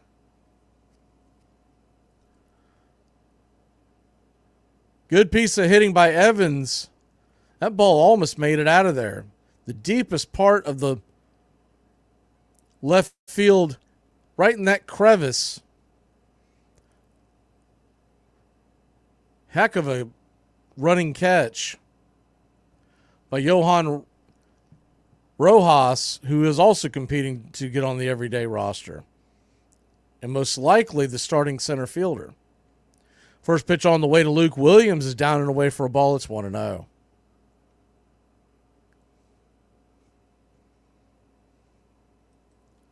The 1-0 pitch, swing and a miss. It's 1-1.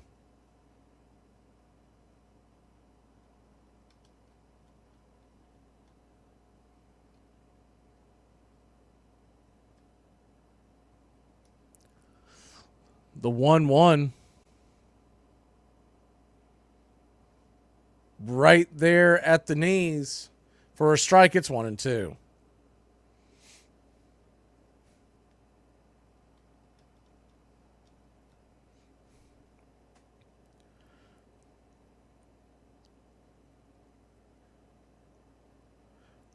Runner on first, 1 out. The 1-2 pitch swung on. That ball is going to get hit into left field. It's going to stay up just enough for Schwarber to make the catch, and there's 2 away. Thought it might have a little top spin on it, have a chance to get down, but quite a bit of lift there. He hasn't found a lot of openings, but man, Luke Williams is really swinging a good bat this spring. I don't believe he has much of a chance of making the everyday roster, but he could be someone that comes in and really performs well.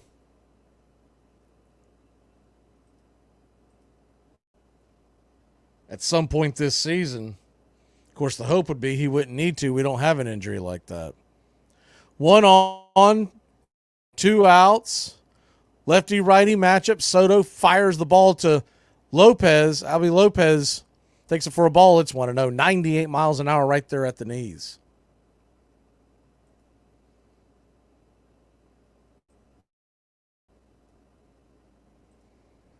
The 1-0. Swing and fouls it back. It's 1-1.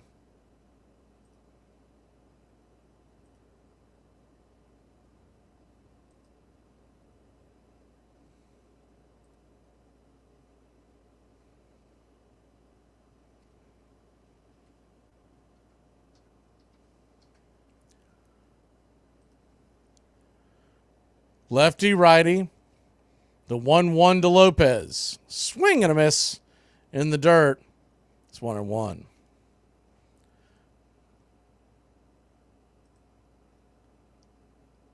Now, this is Albie Lopez, for those of y'all that might have missed it from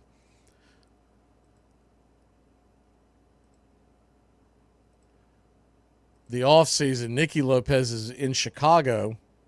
The White Sox, the 1-2 pitch misses outside. High, it's 2-2. I think I keep saying Albie. It's Aleo Lopez, excuse me. Albie Lopez is another guy in the system. Aleo Lopez, 27-year-old. The 2-2 pitch, swing, and fouls that away. It's 2-2.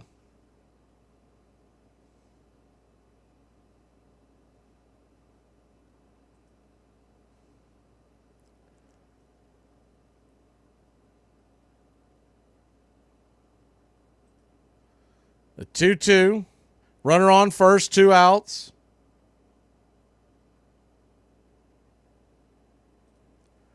Soto fires it up there. Misses outside, ball 3. So a full count to Lopez. Michael Harris the second on deck. Runner will be on the move. Here's the pitch. Swing and a miss, strike 3. And that'll end the inning. But not before your Atlanta Braves take the lead. It's 4-3. Goat, we'll get that up on the screen for folks to see. We'll be back in a flash. 5 kids. 4 of them have problems today. That's what's wrong with me. Hey, Braves Country, this is Mac Magee with Braves Country Radio. We are bringing you pitch by pitch, play-by-play of your Atlanta Braves all year long. Please like and subscribe today.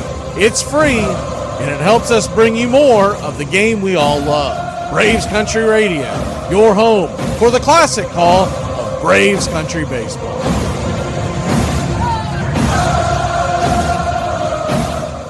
But, you know, I want to say one thing in all seriousness.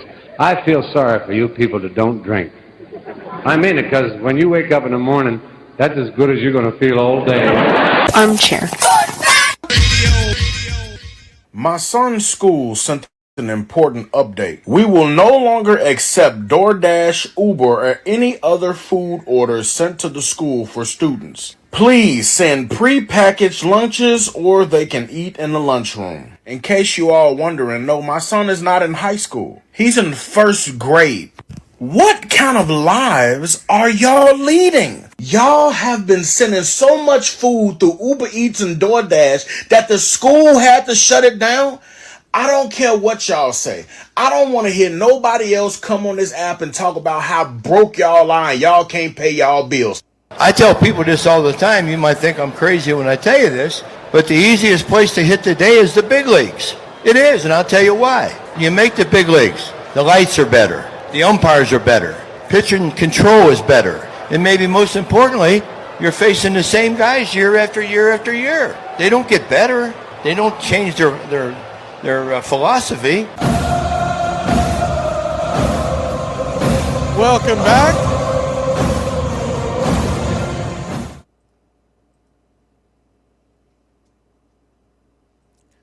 Atlanta Braves lead the Phillies 4-3. We will have another pitching substitution. Hayden Harris, the left-hander, will come in for your Atlanta Braves.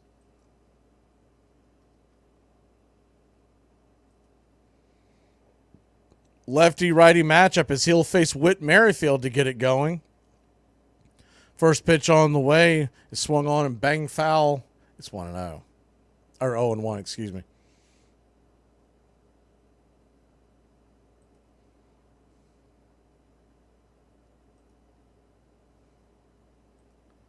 The 0-1 pitch. Lets her fly. Swing, and that ball's rifled down the right field line. Is it fair? Looks like it just went foul. It's 0-2.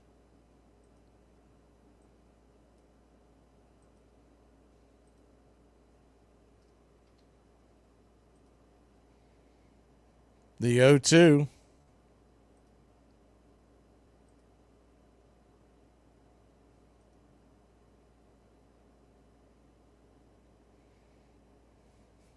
Just misses outside. It's 1-2.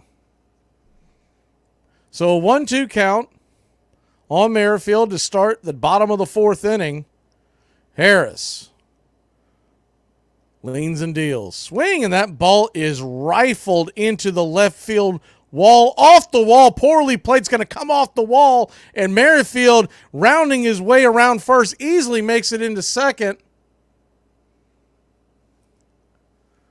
And it's a leadoff double. He torched that ball. I thought it might get over the fence. That'll bring Johan Rojas to the plate. Merrifield's second double of the spring.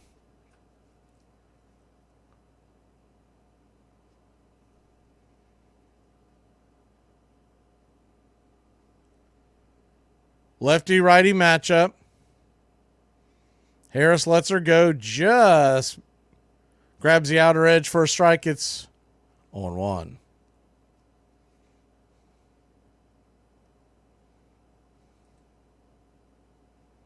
The 0-1.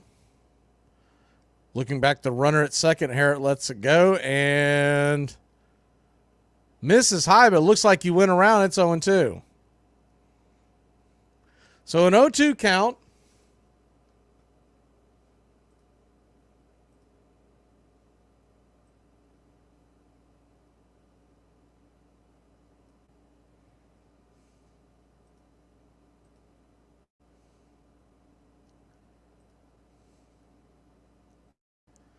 Pitch on the way.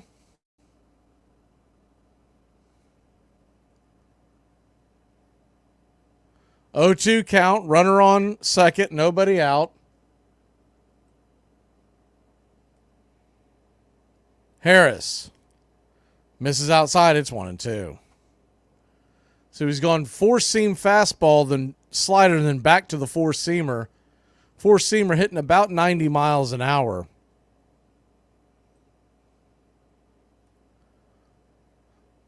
The 1-2 delivery.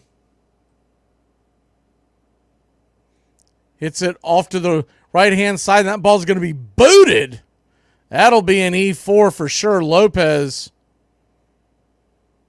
That was just a good old-fashioned error. There's nothing he can say about that. Lopez did do a good job of staying with it and keeping it in front of him, preventing the run from scoring, but that'll be an E4.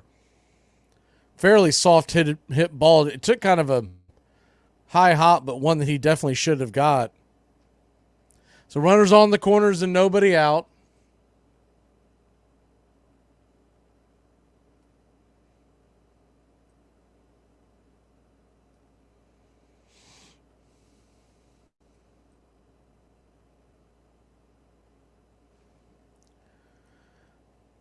That'll bring Wilson, the shortstop, to the plate.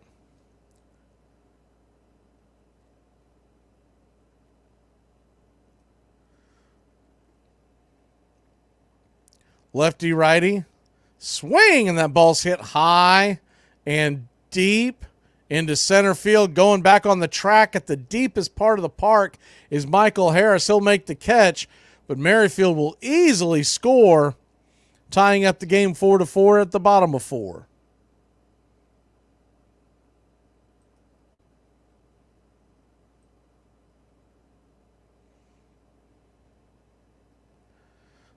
So F8 if you're scoring at home and an RBI. That'll bring Garcia to the plate with 1 down and 1 on. Runner on first. Harris flips the ball over to first to try to catch the runner napping. I think he caught everybody napping because he sailed that ball into foul territory between right field and first base. Rojas will easily make it over to third. So that'll be an E1. Terrible throw. Evans tried to make the jump. Olsen probably makes that play. Olsen's a lot taller than Evans, but that ball is about 2 or 3 inches over the glove of Evans as he tried to leap to make the catch. First pitch on the way to Garcia. It's a changeup. This is out of the zone. It's 1-0.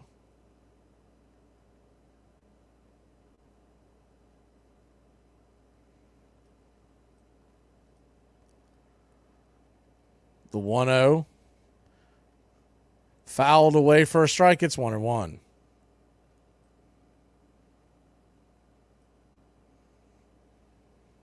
The 1-1 pitch. Misses high and outside. Fastball. Top shelf outer corner. 2-1. So a 2-1 count. Runner at third. 1 out. The infield is drawn in. Toes on the grass. The 2-1 pitch. High ball 3-1. Trying to get him to chase.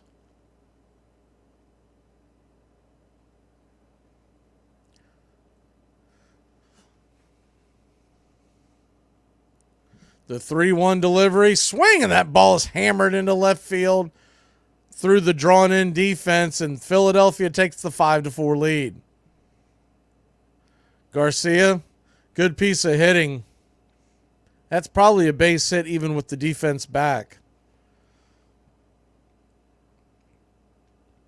Trying to get yourself accustomed to who the guys are that are trying to make this team. With David Fletcher, he can play all over the infield. He can also play the corner outfields. And he has played some center field in his career. So if they decide to go with him, he can kind of play all over. Luis Guillorme has played second and short quite a bit in his career, and he's also very good at the corner infields. When he was with the Mets, you saw him a lot filling in at second and third. David Fletcher is a more natural shortstop than Guillorme. And then as far as Eli White, Luplow, and Forrest Wall are concerned, as far as the outfield options, they're pretty much all outfield options, although Luplow does have some experience at first. First pitch on the way to Kyle Schwarber, down and away for a ball. It's 1-0. The thing about White and Wall is the two of them are phenomenal, top 1% in base running in Major League Baseball. The 1-0. Check swing and a miss from Schwarber. It's 1-1. Schwarber didn't like the call. I don't think you get a lot of leeway on a spring training game on a check swing. I can just tell you, these games are long enough without them giving you every little thing. The 1-1, checks went around again. That ball was in the zone. It's 1-2. So he's gone four-seam. A 1-2 count to Schwarber. Braves trail 5-4, bottom 4. The pitch, swing, and pops it back foul. That'll get out of play. Or will it? Just barely out of the reach. Deep into the left field foul territory. Honestly, Kelenic should have had a beat on that, but I think he had quite a ways to go. It was closer, much closer to left field than it was third base, shortstop area, but he had quite a ways to go as they're playing a shift. So a 1-2 count, pitch on the way, swing and a miss, strike 3, and Schwarber is down on strikes again.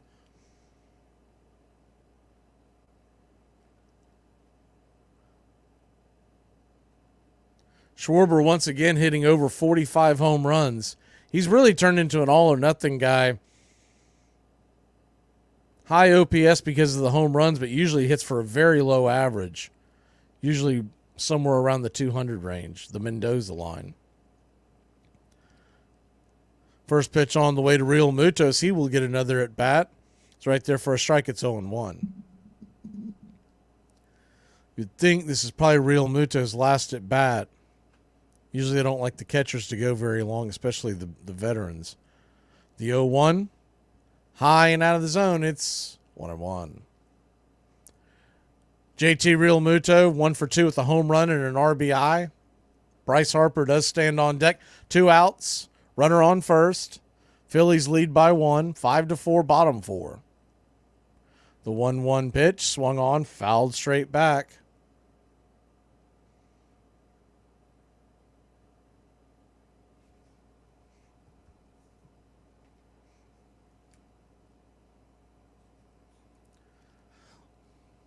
So a 1-2 count, 2 down.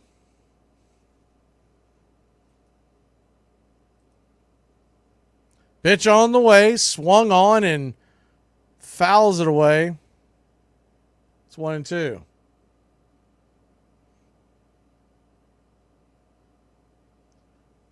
So Goat, I have to ask you, did she make that blanket?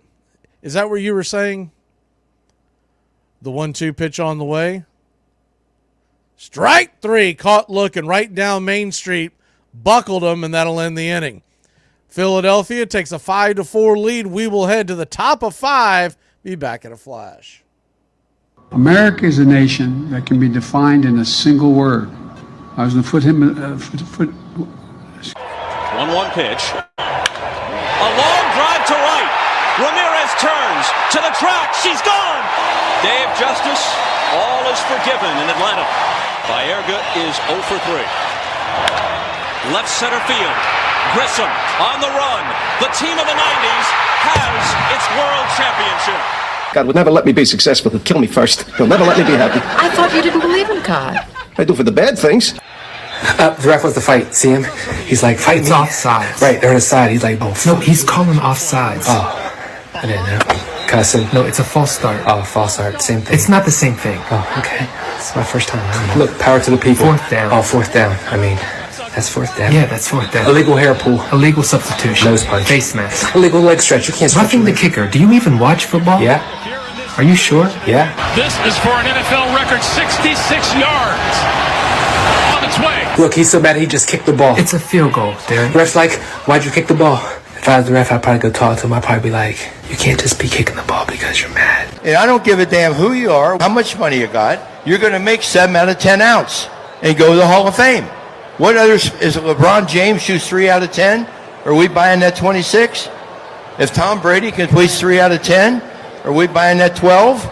No. So just accept the fact. I made 10,000 outs. I did Reggie Jackson's radio show about an hour ago. I made more outs than he got at bats. And he was the first to tell me that, by the way. Smart ass. He told me it was Mr. October. I said, Reggie, listen, I was Mr. April, May, June, July, and August, and September.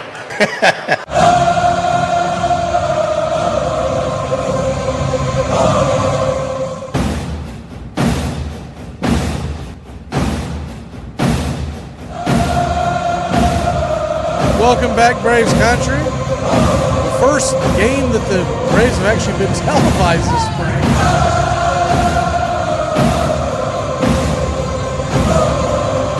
First pitch on the way to Michael Harris is swung on and popped up high in the sky. Dominguez is the replacement pitcher.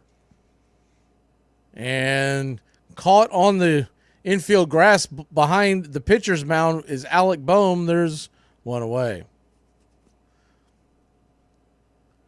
The Phillies are treating this almost like a regular game. A little surprised to see all their starters still in it, and they are using their actual bullpen. These are not guys that are fighting for spots. First pitch on the way to Guillorme. He's right there for a strike on the outer edge. It's 0-1. It's funny, I've heard this over and over about just baseball players talk about other baseball players. The 0-1 pitch, chopper, just over the outreach of Dominguez, grounder. Merrifield's got it, flips it over to first, and it's a 4-3 putout. Good defensive play, good charge by Merrifield. Easy catch for Harper, and there's 2 away. They always talk about this. Baseball players talk about other baseball players about how you don't want pitchers. You don't want to face guys who don't wear batting gloves, because that just means that they're true baseball players. And Luis Guillorme is one of those few players in the league that does not wear batting gloves. First pitch on the way to Kelenic is down and in for a ball. It's 1-0. The 1-0. Swing and fouls it straight back. It's 1-1. 98 miles an hour on the gun.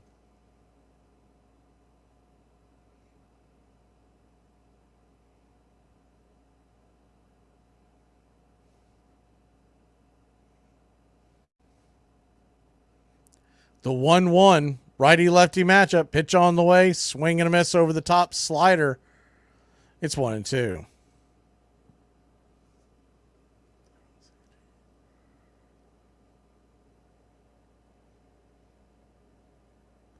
The 1-2 pitch. Caught looking, strike 3. Drop the changeup in there on him, and that'll end the inning. 3 up, 3 down. Philly will grab the bats. Braves trail 5-4. We head to the bottom of the 5th. Better get that checked out? I would. What kind of a therapist are you? I'm telling you, I'm scared that something terrible's going to happen to me right away. You start looking for tumors? I'm trying to help you. I bet you're rooting for a tumor. I think you better go. No, I'm going, baby. I'm going. Hey, Braves Country. This is Mac Magee with Braves Country Radio. We are bringing you pitch by pitch, play-by-play of your Atlanta Braves all year long. Please like and subscribe today. It's free, and it helps us bring you more of the game we all love. Braves Country Radio, your home for the classic call of Braves Country Baseball.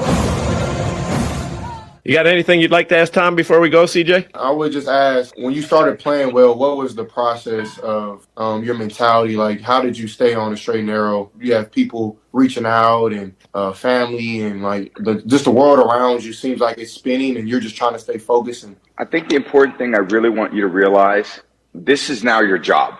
Everyone, when they come to the game, it's a vacation. It's fun for them. Oh, my God, we're here to watch, CJ play.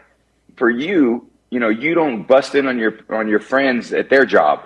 You don't need to be the source of people's entertainment. The memories you're going to have from a great season are fun. The games are fun. The practice, the camaraderie is fun. Trying to create fun for everybody else outside of that isn't your responsibility. Armchair. It's all mixed up with peanuts, tobacco juice, and a hearty feeling among the fans, joshing each other. Always this raucous, good spirit. Everybody came to have a good time. That's the way I remember it. The whole stand's full of people all roaring. And I guess it's true of any sport, but in baseball, never known elsewhere so instantly a whole crowd could be brought to its feet, roaring with delight over just a clean crack of a bat against the ball. Welcome back. Bryce Harper will be the batter. Braves trail 5-4. AJ SMITH-SHAWVER, if you're just joining us, bit of a rocky outing. Gave up a couple of home runs, 3 runs. Looked good with the release of the fastball. Just kept hanging the breaking pitch, but it is the first outing of spring training, so you can't overreact. Luis D'Avila is going to come on. He is the left-hander. Lefty-lefty matchup as he'll face Bryce Harper. First pitch on the way to Harper is high and over the plate. It's 1-0. Harper with the Grinch type colored shoes and batting gloves, neon green. It's very fitting that he would be wearing the Grinch's colors. The 1-1. D'Avila lets it fly, swing, and bangs that slider foul down the first base line. It's 2-2.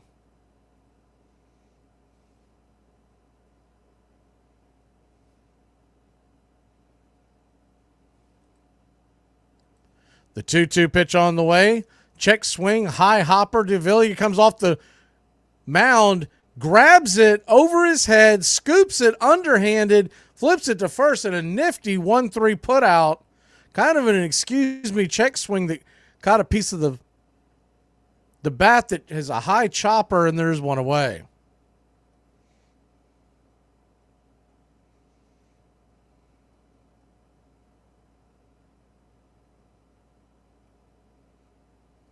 First pitch on the way is right there at the knees at Castellanos. For a strike, it's 0-1. Looked like the bender. The 0-1. Roxon fires it out of the zone. Good eye by Castellanos. It's 1-1. you'll tend to see in spring training that your starters will tend to play a little longer at the home games. That's why you got the Philadelphia Phillies with the starters still in the game here in the 5th, early in the spring training. Is the 1-1 is banged foul down the third base line. It's 1-2.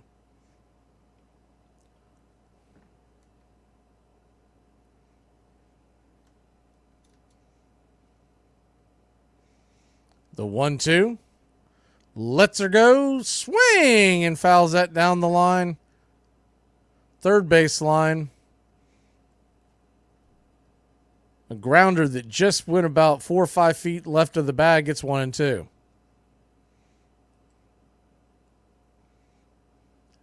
Braves versus the Blue Jays on Saturday right here on Braves Country Radio. We'll go over the rest of the schedule here in a second.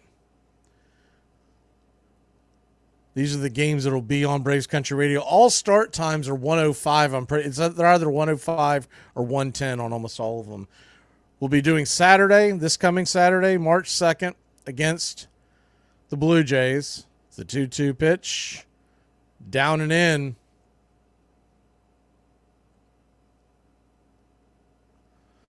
So a full count to Castellanos, who's 0 for 2.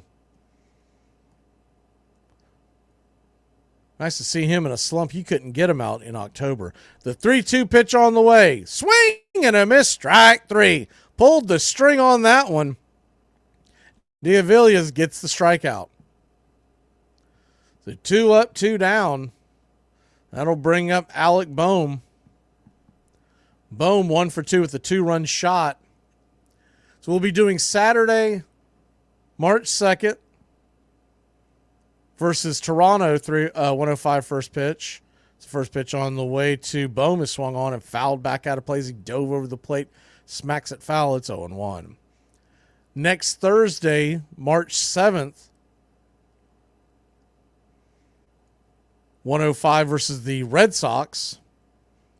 That following Sunday on March 10th, against the Yankees. We will be one of our few Sunday broadcasts this year. And then the following Saturday, still waiting for it to be announced that it's going to be on, but the plan is the 1-1 pitch swung on, lifted high and deep into right field. Will it stay in? It does stay in the park, goes off the wall, and Boehm has himself a double and has had himself a day. A 2-out double for Alec Boehm. March 16th, Saturday, March 16th is a big one, and we're assuming it's going to be televised. We're just waiting for the actual announcement, probably by the Boston stream. But anyways, that is the breakout day, the breakout game, where you're going to have your top prospects from both teams playing in that game. Spring breakout is something that they're doing all throughout Major League Baseball from the 14th to the 16th. Each team's getting one game where they get to showcase their top prospects. So that's where you're going to see the Herschel Waldrops. Everybody is going to be in that game. The 0-1 pitch, high and out of the zone, it's 1-1. And then, so that's Saturday, March 16th. That following Wednesday and Thursday, Major League Baseball begins in Korea. Is the 1-1 pitch, outside wide, 2-1. Runner on second, 2 outs. In South Korea, you're going to have Dodgers, Padres starting the season off. And those will be real games that count. 6:05 in the morning, we're doing both games. The 2-1. Right there for a strike. Kind of froze Merrifield there for a flinch there. It's 2-2. So a 2-2 count. And on that Thursday, on March 21st, is the 2-2 pitch. Inside almost gets him. It's 3-2.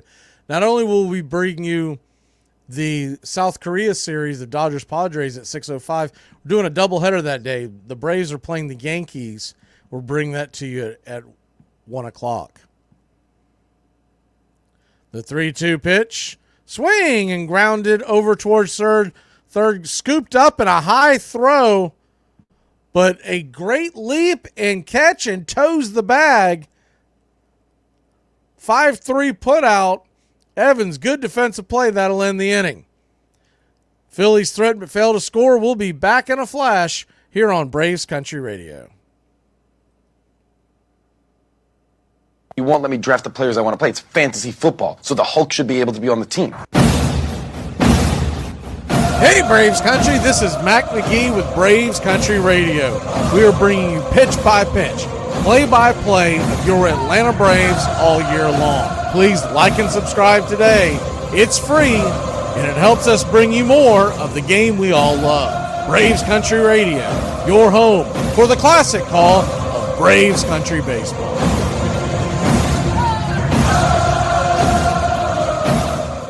So I am Gen X, and my retirement plan is to pass away. So I'm not sure how many other Gen X people have that as their retirement goal, but I know that I will be working one day and fall over dead, and that's how it goes. This portion of the show is being brought to you by The Best Things in Life, which are still free with minimum purchase at participating dealers. Let me tell you something.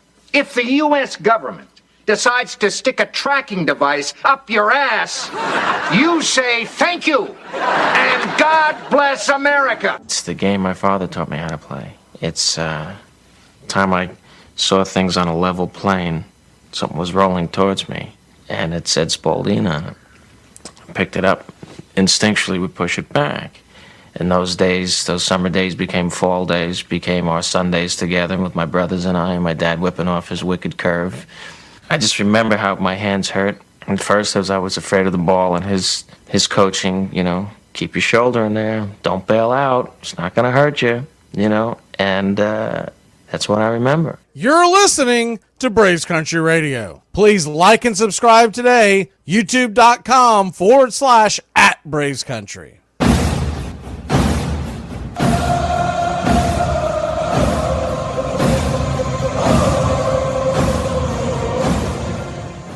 Welcome back to Braves Country Radio. Atlanta Braves 5-4 trail Philadelphia, and another stalwart in the Philadelphia pen hits the mound as the first pitch on the way, swung on, popped up high in the sky. It's going to be an easy put out. Catch made about 3-4 feet left of home plate.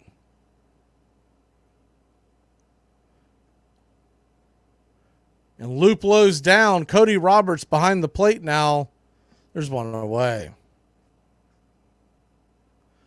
Strom is in the game for the Philadelphia Phillies. Remember him from last year. Philly is really putting all their starters in. First pitch on the way to Eli White. He's right there at the knees for a strike. It's 0-1.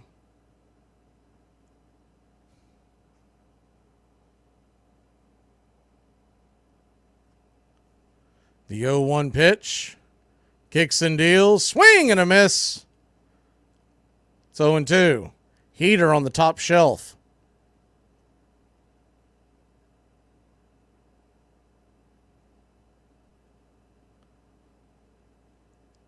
The 0-2 pitch. Strom lets her go. Just misses down below. Did he go around? They're going to check down. They're going to say he did not go around. Eli White down 1-2. Chodrick Tromp on deck.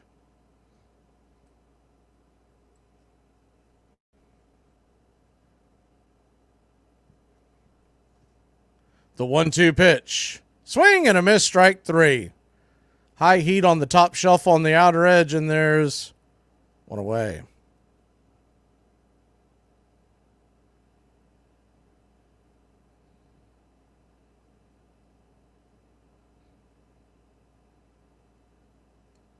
So that'll bring Tromp up. Tromp 2 for 2 with a home run, 2 RBIs. Lefty right. matchup, the pitch on the way. Right there for a strike taken all the way by Chadwick. Slider just above the belt. It's 0-1.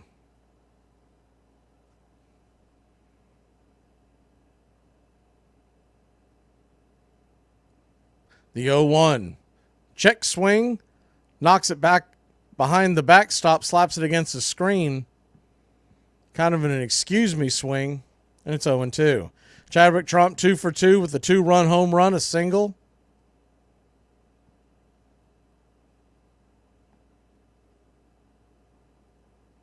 The 0-2 pitch. Caught looking, strike 3. Chadwick Trump taking all the way on there, and he'll go hit the pine. So that'll end the inning. We will be back in a flash here on Braves Country Baseball. Hey, you want a beer? It's a little early for that, ain't it? Too early for a beer? No, for stupid questions. Of course I want a beer. We got a tie. We need to fix it. We need a tiebreaker. I agree. Ties are not acceptable in fantasy football. Fantasy football is about proving that you are better than your friends, not equally as good as your friends, okay? It's not communism. We're not coveting Billy Joel cassette tapes and wearing ill-fitting blue jeans. Good call on going to YEG Exotic, brah. This place slaps. Dad, don't embarrass me. How's it going, sir? Good, how about you, man? Good. I'm wondering if you could help us. My daughter is low-key looking for some bussin' soda pop. No cap. Dad! This morning, I had a craving for Chipotle, so that's where I went for lunch. And the young man working the counter, he was so polite. Perhaps a little too polite, because he called me ma'am. He called me ma'am not once, not twice, not 3 times, but 4 times. And if he did it one more time, I was going to reach across the counter, put his bling on a stick, and I was going to bubble wrap his heart and FedEx it to his mama. But of course, I did not do that, because I am a lady, and that would violate my parole. It is a haunted game in which every player is measured against the ghosts of all who have gone before. Most of all, it is about time and timelessness, speed and grace, failure and loss, imperishable hope and coming home. Thank you for listening, liking, and subscribing to Braves Country Radio, your home for the classic call of Braves Country Baseball.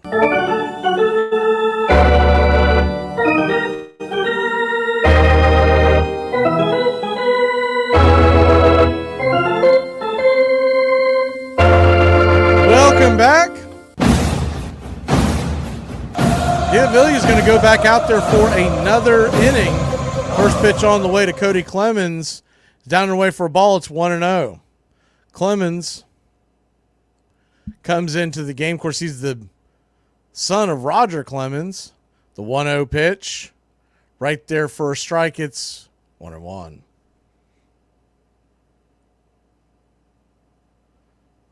Lefty, lefty. The 1-1. Kicks, rocks, fires. Inside, almost catches him on the belt. Bends out of the way. It's 2-1. Philly 5. Braves 4. Bottom of the 6th. The 2-1 pitch. Fastball misses inside again, and it's now 3-1. So a 3-1 count to Clemens, the leadoff hitter. The southpaw delivers. Swing, and pops it back foul and out of play. Full count, 3-2.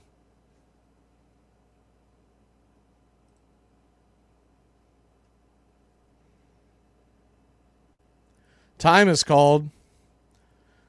Touched on it briefly earlier, but they have changed the rules for the pitch clock. It is still 15 seconds with no one on base. It is now just 18 with the man on base. The full count, swung on and banged hard down the first base line, slaps up against the tarps. It's 3-2.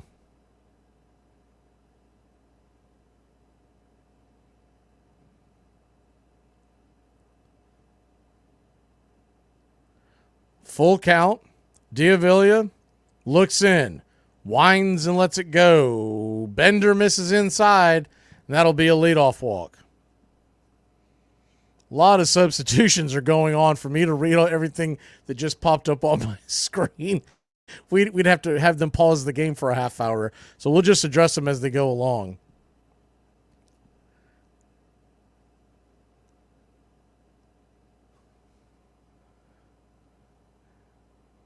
There were, in between innings, there were 9 substitutions made between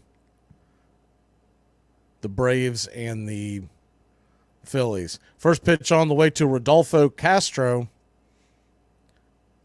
Misses high and out away for a ball. It's 1-0. The first year we did spring training, I tried to keep everyone in the know on all the different. The 1-0 pitch is swung on, and that ball's dropped into center field, left center, cutting it off, getting it back into the infield. I believe that was Martinez. You got runners on the corners and nobody out. Good athletic play.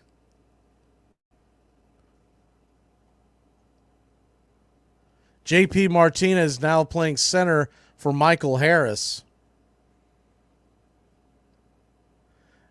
Nacho Alvarez is in for Luis Guillorme. Cody Milligan is in for Jared Kelenic. Luis Liberato is in for Jordan Luplow. First pitch on the way is right there for a strike to Garcia, and it's 0-1. Evans is in the dugout. Bryson Horn is playing first. Lurie Garcia playing third. And Luke Waddell is second. So exactly who's at second, who's on first, what's on second. So going forward, we'll be doing a lot of the numbers because this is going to confuse the heck out of you. The 1-1 pitch, swing and a miss, upstairs. It's 1-2. I think I just said that second base was Luke Waddell. So Alejo Lopez is done for the day. Aramis Garcia on a 1-2 count. Curious to see how long D'Avila will get a chance to pitch here.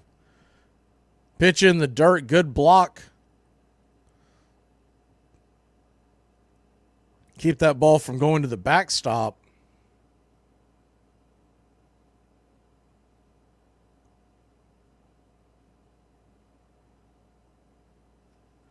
So runners on the corners, nobody out, a 2-2 count. Pitch on the way, swung on. That ball is rifled into left field. It's going to get down for a base hit. The run will score. Philadelphia leads at 6-4. Runners on first and second, nobody out. 6-4 Philadelphia. I see the question, Robert.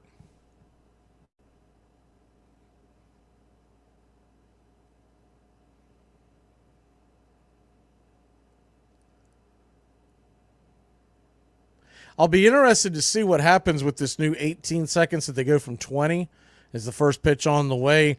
Swung on, popped up high in the sky, high in that summer sky, and ball's going to be caught in shallow left field foul territory by the Atlanta Braves third baseman.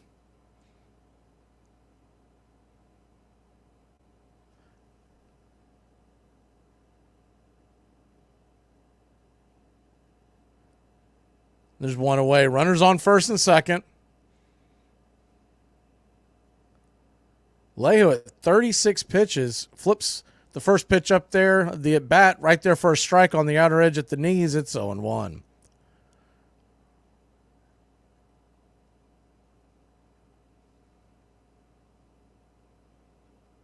Roberts, the hind catcher, stands in the 0-1 pitch.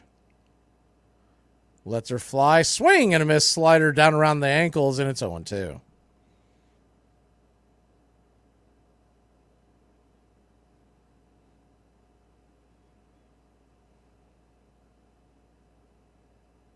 Phillies 6, Atlanta 4. Runners on first and second, one out. The pitch on the way. In the dirt, nowhere near the plate, about a 55-footer, 1-2. Alvarado is warming up in the Philly bullpen. Jose Alvarado, possibly the new Philly closer. Craig Kimbrell left to go to Baltimore. And as of right now, they haven't really picked up an obvious closer. The 1-2 pitch fisted into right field. That's going to get down for a base hit. 1 run will score. No, they're going to hold him up. That's surprising. It was pretty obvious that ball was going to get down, but the runner held up. And I guess by the time that he got his motor going, he's going to make it too close. You're going to have bases loaded, 1 out. We're going to get a mound visit.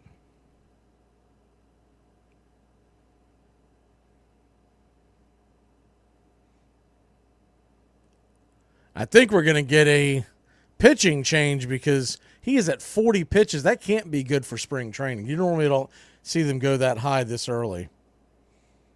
And that is, we're going to get a pitching change. We will be back in a flash. We'll introduce the new pitcher when we come back. Hey, you want a beer? It's a little early for that, ain't it? Too early for a beer? No, for stupid questions. Of course I want a beer. We got a tie. We need to fix it. We need a tiebreaker. I agree. Ties are not acceptable in fantasy football. Fantasy football is about proving that you are better than your friends, not equally as good as your friends, okay? It's not communism. We're not coveting Billy Joel cassette tapes and wearing ill-fitting blue jeans. Good call on going to YEG Exotic, brah. This place slaps. Dad, don't embarrass me. How's it going, sir? Good, how about you, man? Good. I'm wondering if you could help us. My daughter is low-key looking for some bussin' soda pop. No cap. Dad! This morning, I had a craving for Chipotle, so that's where I went for lunch. And the young man working the counter, he was so polite. Perhaps a little too polite, because he called me ma'am. He called me ma'am not once, not twice, not 3 times, but 4 times. And if he did it one more time, I was going to reach across the counter, put his bling on a stick, and I was going to bubble wrap his heart and FedEx it to his mama. But of course, I did not do that, because I am a lady, and that would violate my parole. It is a haunted game in which every player is measured against the ghosts of all who have gone before. Most of all, it is about time and timelessness, speed and grace, failure and loss, imperishable hope, and coming home. Thank you for listening, liking, and subscribing to Braves Country Radio, your home for the classic call of Braves Country Baseball.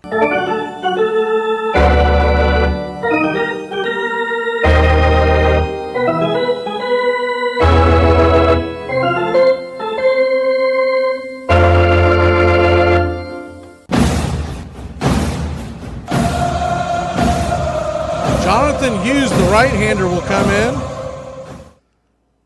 Had a 3.08 ERA in 2023 at Rome. 27-year-old, 6'2", 196 pounds. Bases loaded, 1 out.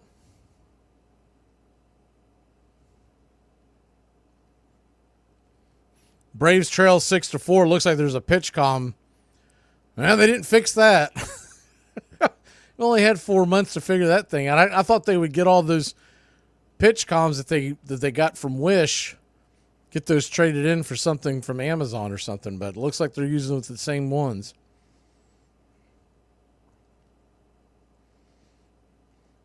So Hughes comes in with the bases loaded. 1 out. First pitch on the way, check swing, went around for a strike. It's 0-1.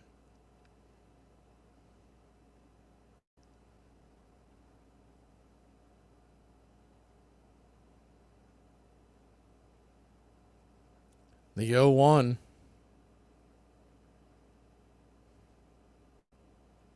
Swing and bangs that foul. It's 0-2.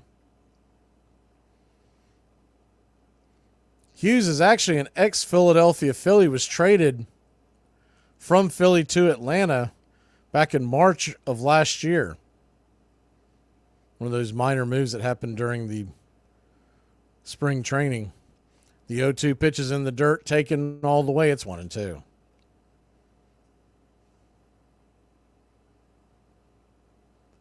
Started with the Phillies organization back in 2021.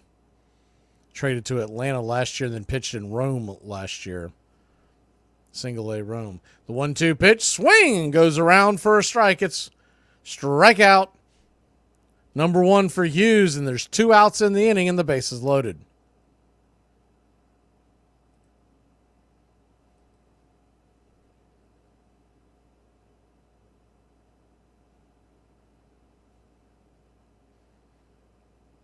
Bases loaded, 2 outs, the pitch on the way. Changeup misses well off the plate and wide. It's 1-0. Robert Moore, the batter, batted .233 at 8 home runs last year, but he was playing college baseball for the Wisconsin Badgers. The 1-0 pitch, swing, and chops that foul. Might have banged it off his foot. It's 1-1.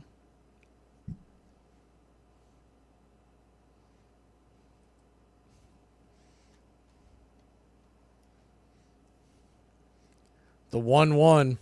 Yeah, Yelton, you ain't kidding about those South Korea games that are coming up. The 1-1 pitch. Down and in, misses. It's 2-1.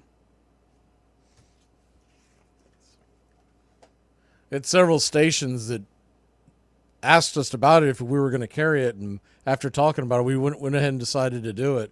The 2-1 pitch. Right there at the knees. Looked like it grabbed the zone, but he's going to call it a ball 3-1. Really looked like that cutter might have nipped the edge of the zone. So a full count, bases loaded, Braves trail by 2, bottom of the 6th, 2 outs. The 3-1 pitch, inside, ball 4. Moore will get the RBI as the run crosses the plate and Philadelphia takes a 7-4 lead.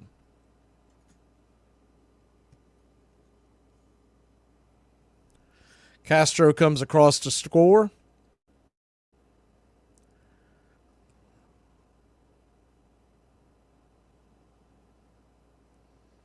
(7-4), bases loaded, 2 outs, bottom of the 6th. The pitch on the way. Swing and a miss over the top. It's 0-1. Barden Radcliffe is now the batter. 12 home runs in the minor leagues last year for Philadelphia. The 0-1 pitch. Down below the knees, I guess. Off the edge, it's 1-1. Looked like it might have clipped the plate.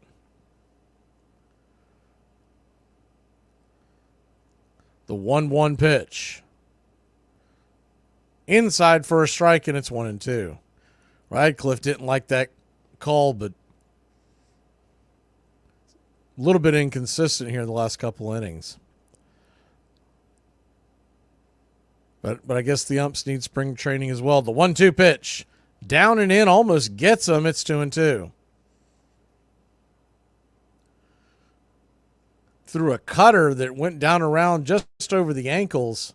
Almost got him inside. It's actually hard to believe it didn't hit his back foot. So a 2-2 pitch. Bases juice, 2 outs. Pitch on the way. Gonna call that a ball off the plate. He's really pinching him.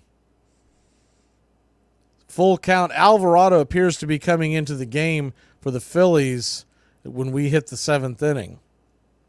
The 3-2. Hughes lets her go. Swing and a miss. Strike 3. Gets out of the jam. Philly does get a couple of runs on the board, but could have been much worse. Jose Alvarado, quite possibly the Philadelphia closer for 2024, is entering the game.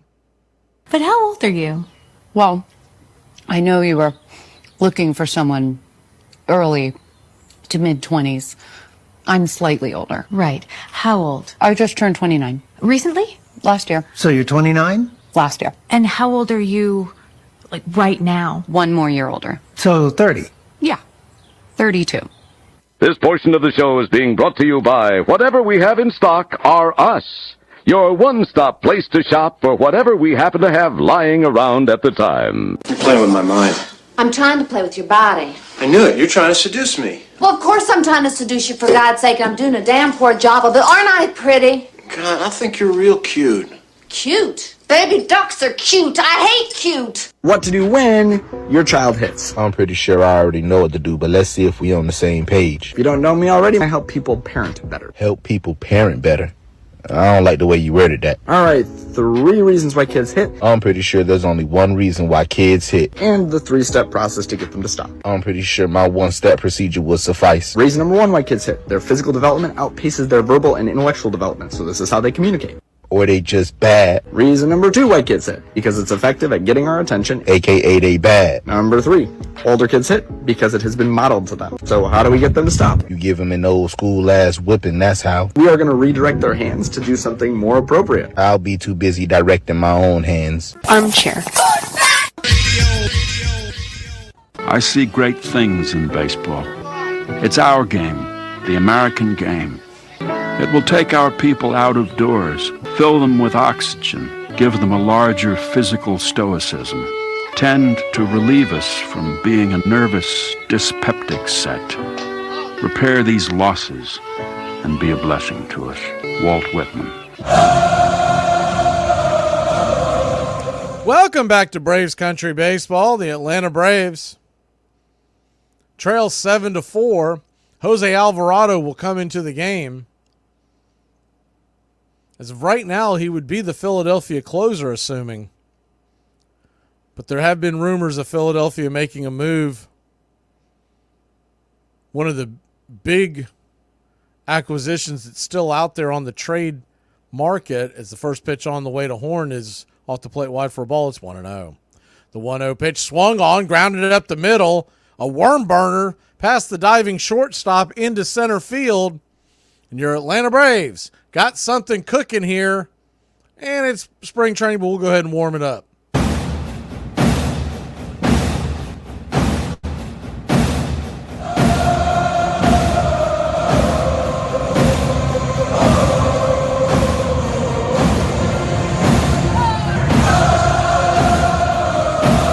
One on, nobody out.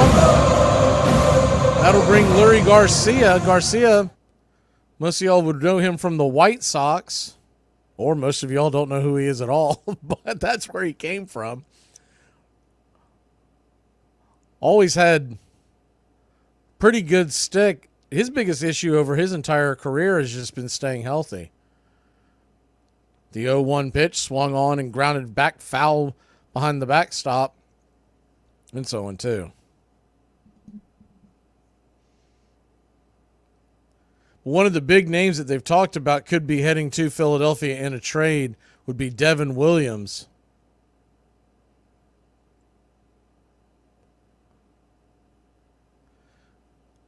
The 0-2 pitch, swing and a miss, slider at the ankles, and there's one away.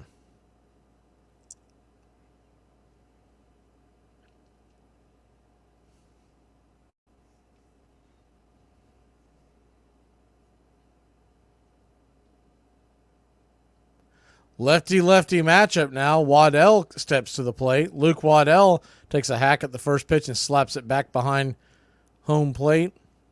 It's 0-1. Most of y'all would remember Luke Waddell. He has been on the spring roster a couple of years now. He's always been looked upon as a possible emergency type of infielder if the Braves had a couple of injuries. The 0-1 pitch. Swing and fouls it straight back. 0-2. Had a couple of really good games last spring that we covered. I remember Waddell having some solid games, but he's never going to be a guy with a lot of thump in his bat. Had 8 home runs in the minor leagues last year. Did bat .275. The 0-2 pitch swung on. And that ball is floated, but not high enough. It's going to die into the glove of the Philadelphia shortstop. And there's 2 away. Runner retreats back to first.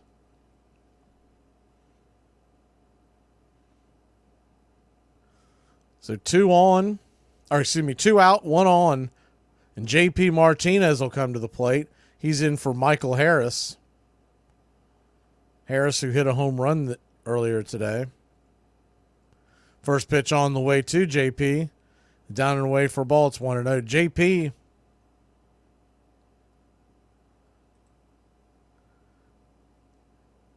came over just a few weeks ago. The 1-0 pitch swung on and fouled back out of play. It's 1-1.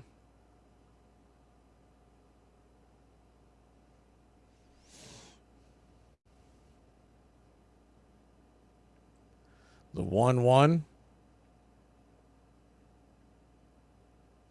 swung on and slow dribbler over to short. It's going to be a 6-4 put out, and that'll end the inning. So Braves get the leadoff runner on, but can't do anything with it. We'll be back in a flash here on Braves Country Baseball. The Almighty says this must be a fashionable fight. It's drawn the finest people. People say that, oh, you want to be different so bad, you want to be different so bad. No. I would much rather fit in and be liked. But there's something wrong with me psychologically. Nice to meet you, Meg. Wow, you've got a great voice. Would you record my outgoing voicemail message? I'd be happy to. And could you make it sound like one of your truck commercials? If you're looking for something rugged, something durable, something with an endless supply of gas and a tailgate made for dumping, then you must be looking for Meg. Meg might not be much to look at, but with 2 different shape airbags, Meg is one ride you won't mind taking out to the middle of nowhere and giving it your all. She's road ready and rode hard. Kindly leave your go-by and Roman numerals at the sound of the chow bell. Let's keep the Dodgers in Brooklyn. Our house is not a home without some... One summer day in 1839 at Cooperstown, New York, on the shores of Lake Otsego, the local academy was playing a game of town ball against Green's Select School. The rules of town ball were so loose that every hit was fair, and boys sometimes ran headlong into one another. That day, an academy player named Abner Doubleday sat down and on the spot drew up the rules for a brand new game and called it baseball. Abner Doubleday would eventually become a hero at the Battle of Gettysburg, and his game would become the national pastime, or so the legend has it. Abner Doubleday really was a distinguished soldier, but he was at West Point, not Cooperstown that summer, never claimed to have had anything to do with baseball, may never have even seen a professional game. Braves Country Radio, your home for the classic call of Braves Country Baseball.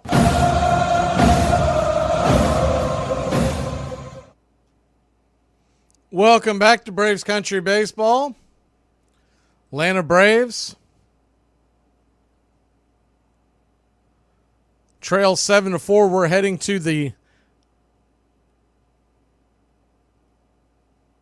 bottom of the 7th inning.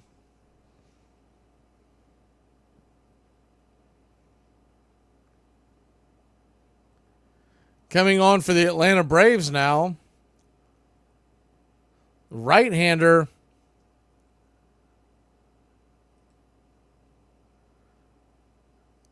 Daniel Martinez had a 3.50 ERA in Mississippi last year, 4-7 record. 25-year-old, 5'11", 190. First 2 pitches are outside, well outside of the zone. It's 2-0. The 2-0 pitch, righty-righty matchup versus Felix Reyes, who had 10 home runs last year in the Philadelphia minor league system. Pitch misses well outside. Ball 3, 3-0.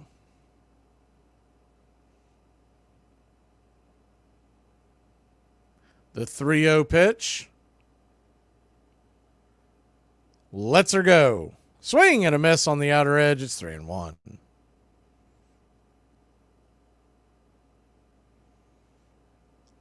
Originally started his career, Daniel Martinez, with the Lansing Lugnuts, and then the Braves signed him in January 30th,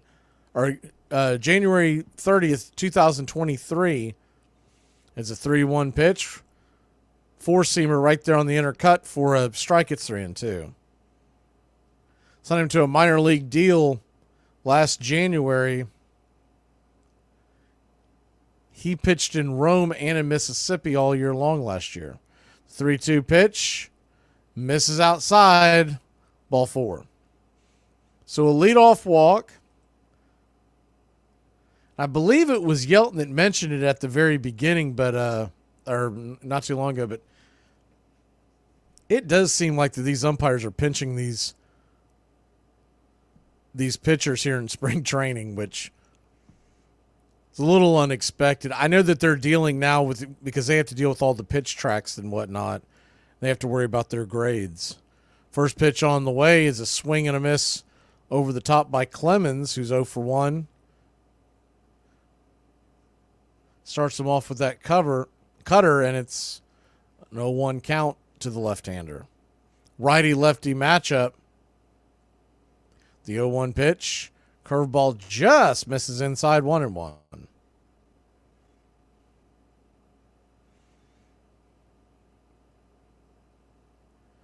Phillies 7, Braves 4. The 1-1. Right there for a strike, another curveball. And it's 1-2. His curveball kind of drops in almost like a slow change.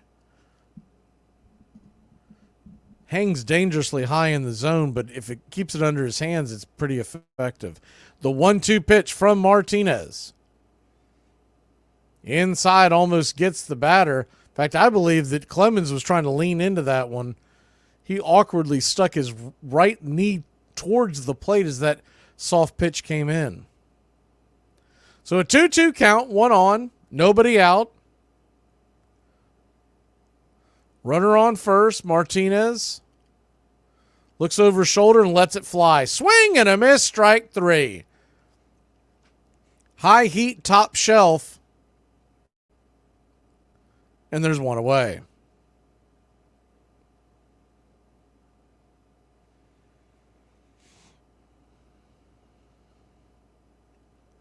The 1-on-1 out, and that'll bring Castro to the plate. Another righty-lefty matchup for Martinez. First pitch on the way, swing and a miss. It's 0-1.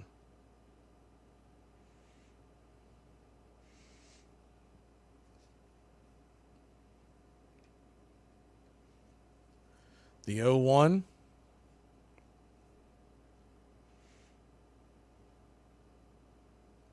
Kicks and deals inside, almost gets him on the front foot.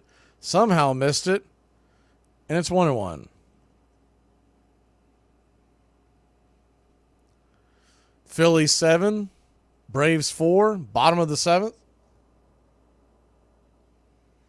Martinez comes set, lets her fly. Swing and a miss.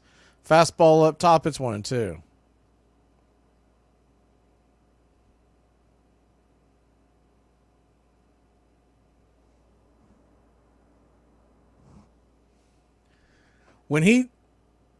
There's going to be a time called. Martinez steps off the mound.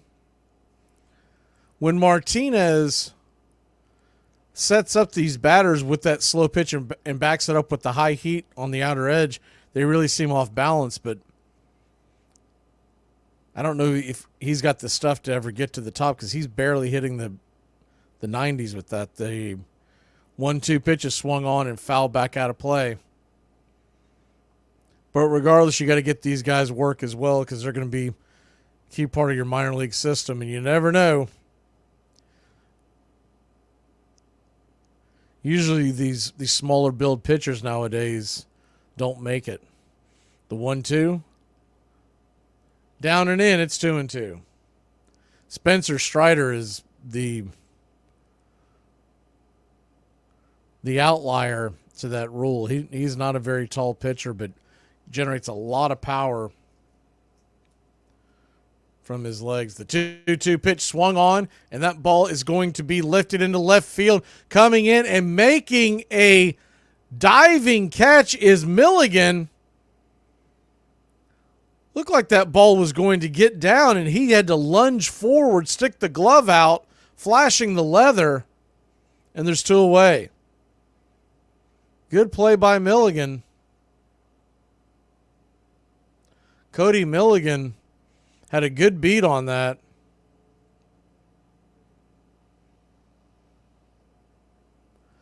First pitch on the way is a swing and a miss up top. Fastball by Podcool By Martinez to Podcool, it's 0-1. The 0-1 to Podcool. Right there at the knee, slider on the outer edge, it's 0-2. That's about the best slider I've seen him throw yet. And his fastball is getting up a little higher. That fastball to start the at-bat was up to 90, almost 94 miles an hour. So an 0-2 count, 1 on, 2 outs. Time is called.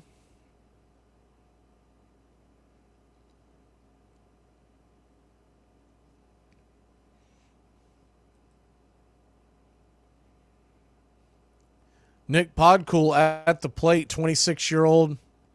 Played his college ball at Notre Dame, drafted by the Blue Jays in 2018. The 0-2 pitch, fastball just misses high. It's 1-2. Podcool has played a few games for the Phillies, a few at-bats over the last year. The 1-2 pitch, curveball, buckled his knees for strike 3, and that'll end the inning. Phillies put 1 on but failed to score. We will be back in a flash here on Braves Country Baseball. I should have gone to law school or high school. Mike Schmidt batting .286, 10 homers. He's knocked in 29. He's tied for second in the league in home runs behind Eric Davis, who has 13 of them. Schmidt, Dawson, and Durham of the Cubs each have 10. 1-1 to Schmidt. Schmidt lifetime is hitting just .189 against Nolan Ryan. 7 hits and 37 at-bats. 5 of those 7 hits have been home runs. Struck him out. First strikeout for Ryan. That's 2 down here in the first. But, you know, I want to say one thing in all seriousness. I feel sorry for you people that don't drink. I mean it, because when you wake up in the morning, that's as good as you're going to feel all day. Armchair.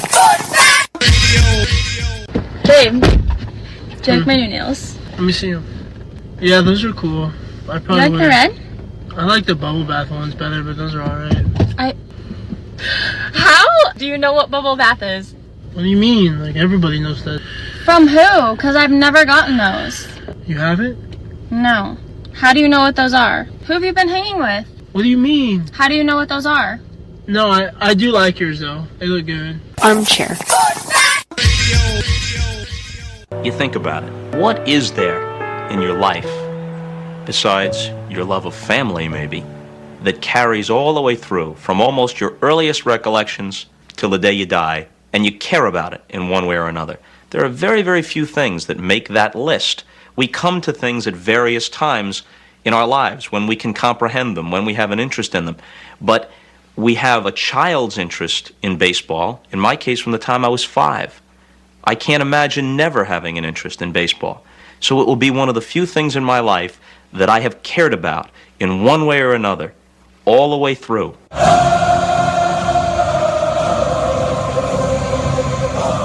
Welcome back. Atlanta Braves will grab the bats as we head to the 8th inning. First pitch on the way is down and away for a ball. It's 1-0. New pitcher for the Philadelphia Phillies, it's Hoffman. Saw him in the postseason as well. The 1-0 pitch to Alvarez. Check swing goes around on the slider away. It's 1-1. Philadelphia, outside of the starter, has treated this like a Game 7. We've seen their complete starting bullpen. The 1-1, high and out of the zone, it's 2-1. Something makes me think that some of the Philly brass had Philly's money line on this game because you don't normally see all the relievers come into a spring training game.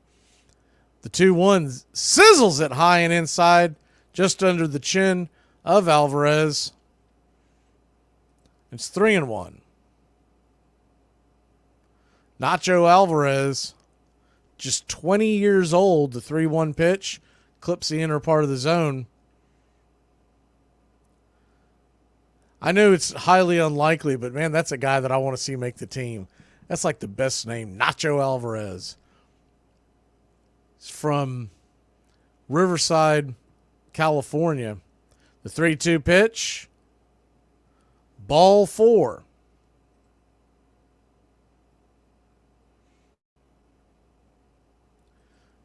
Pitch is inside. Hoffman didn't like it. Nacho Alvarez from Fontana, California, played his college ball at Riverside, California, the community college. First pitch on the way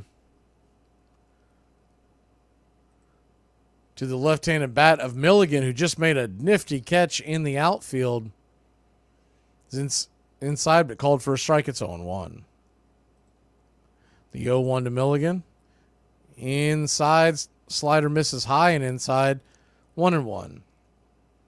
Cody Milligan, 25 years old.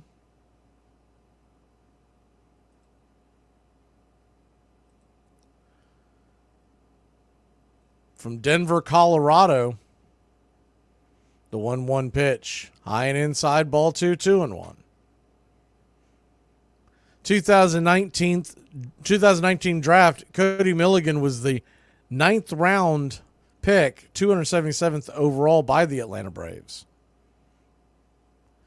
The 2-1 to Milligan. The pickoff move over to first. The ball gets away, but stays right in the first base bag, so Nacho will stay right there at first.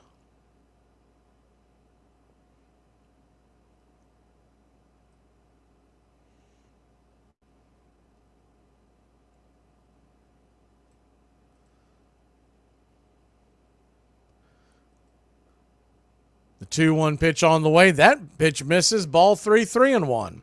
So a 3-1 count, runner on first, nobody out. Braves trail 7-4. Righty-lefty matchup. Hoffman lets her go. Swung on, and that ball is bang foul back behind home plate. Out of play, full count.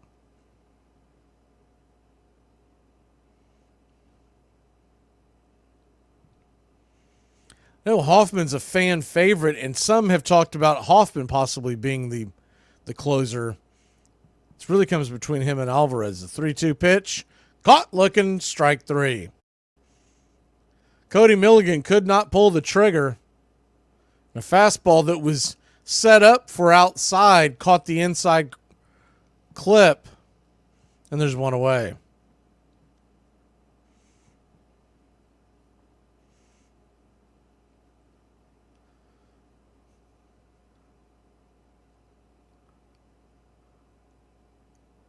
So 1 down, 1 on. That'll bring Liberato to the plate. Liberato, another righty-lefty matchup. Liberato in right field this afternoon. 28 years old, swing and a miss. It's 0-1. He is from the Dominican Republic. The 0-1 pitch is in the dirt. Did he go around? He did not. It's 0-2.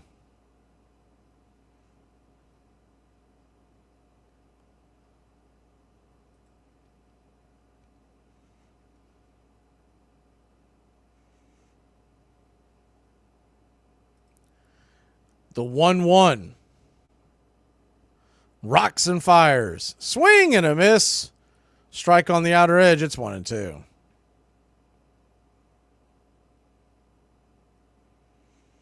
Luis Liberato was in the Seattle organization way back in 2016. The 1-2 pitch. Swung on and fouled down the left field line. Is it fair? No, it's just foul. He's not exactly a doppelganger, but man, does he favor Eddie Rosario. Even has the Eddie Rosario helmet. Doesn't have the stance that Rosario has. The 1-2 pitch on the way. Swing, pops it up.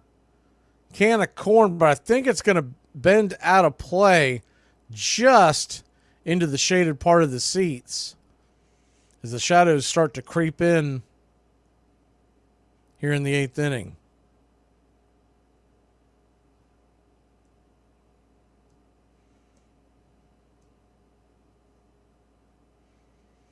The 1-2 pitch. Inside 2-2.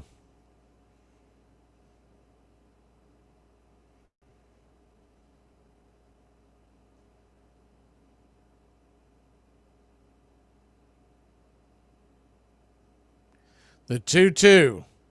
Hoffman comes set. Lets her go. Swung on, banged up the middle. Kind of a weird hop. It's going to be a 4-6-3 attempt, but those put the ball right in his pocket because the shortstop, Castro, could not get the ball in time after the weird... Oh, I see what happened. The ball actually deflected off of the pitcher's glove. They're pretty fortunate that ball didn't get into right field. By the time that slowed the ball down, there was no chance of getting the runner down to the first base line. So that'll bring Conley to the plate. Cal Conley, 24 years old, 4th round pick for the Braves in 2021 out of Texas Tech. The 1-0 pitch, swing and a miss over the top. The changeup, it's 1-1.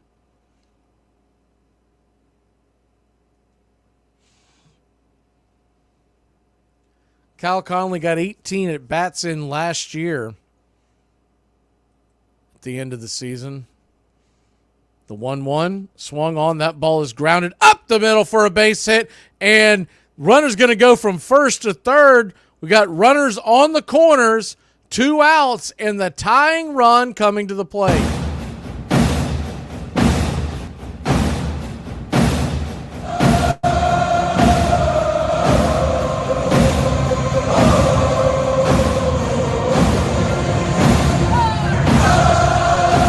Rob Thompson's coming out to talk to Hoffman.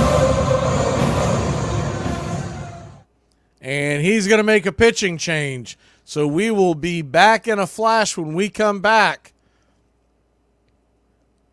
The Braves have the tying run at the plate. It looks like the Phillies are going to the right-hander. We'll be back in a moment.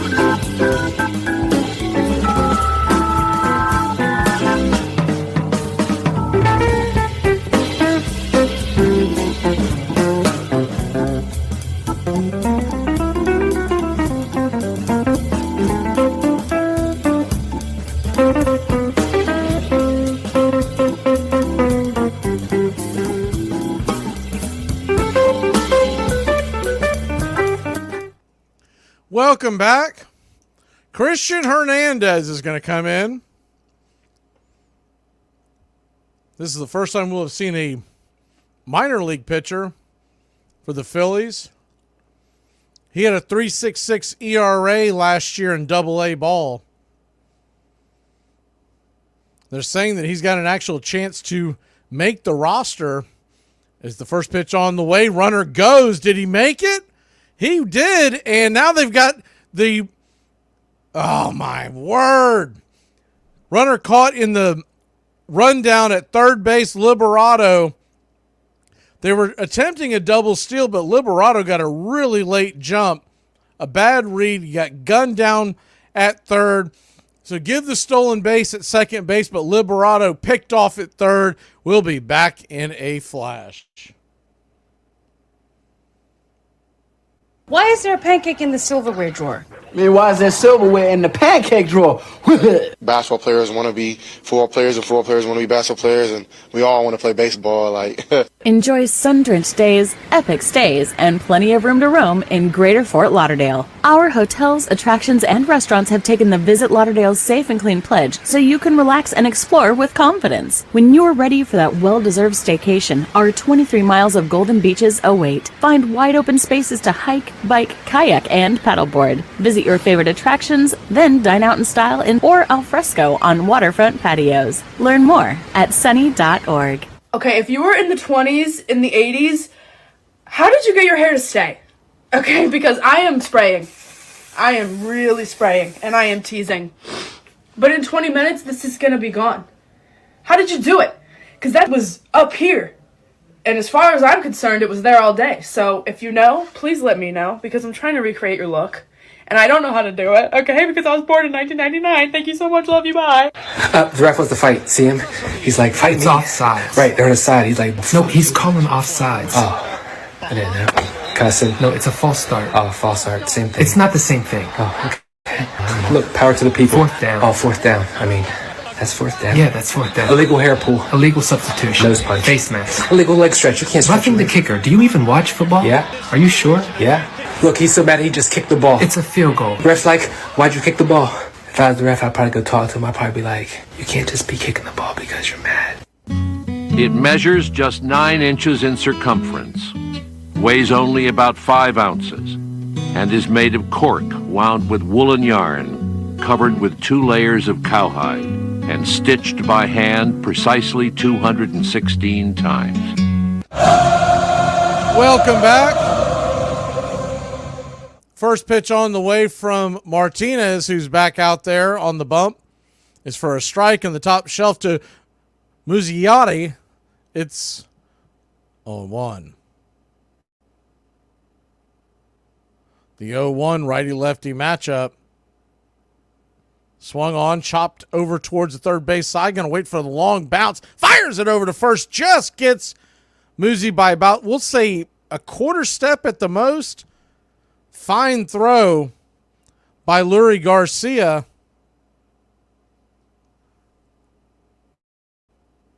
And there's one away.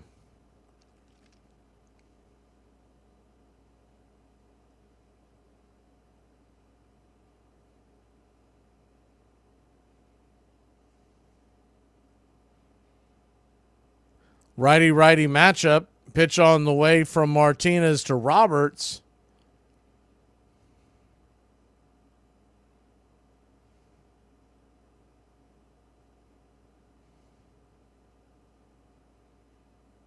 The 0-1.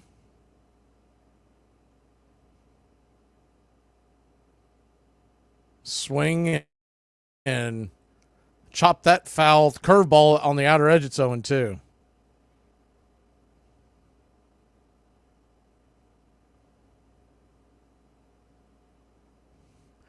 One down, 0-2 pitch. Martinez lets her go. Outside wide, 1-2.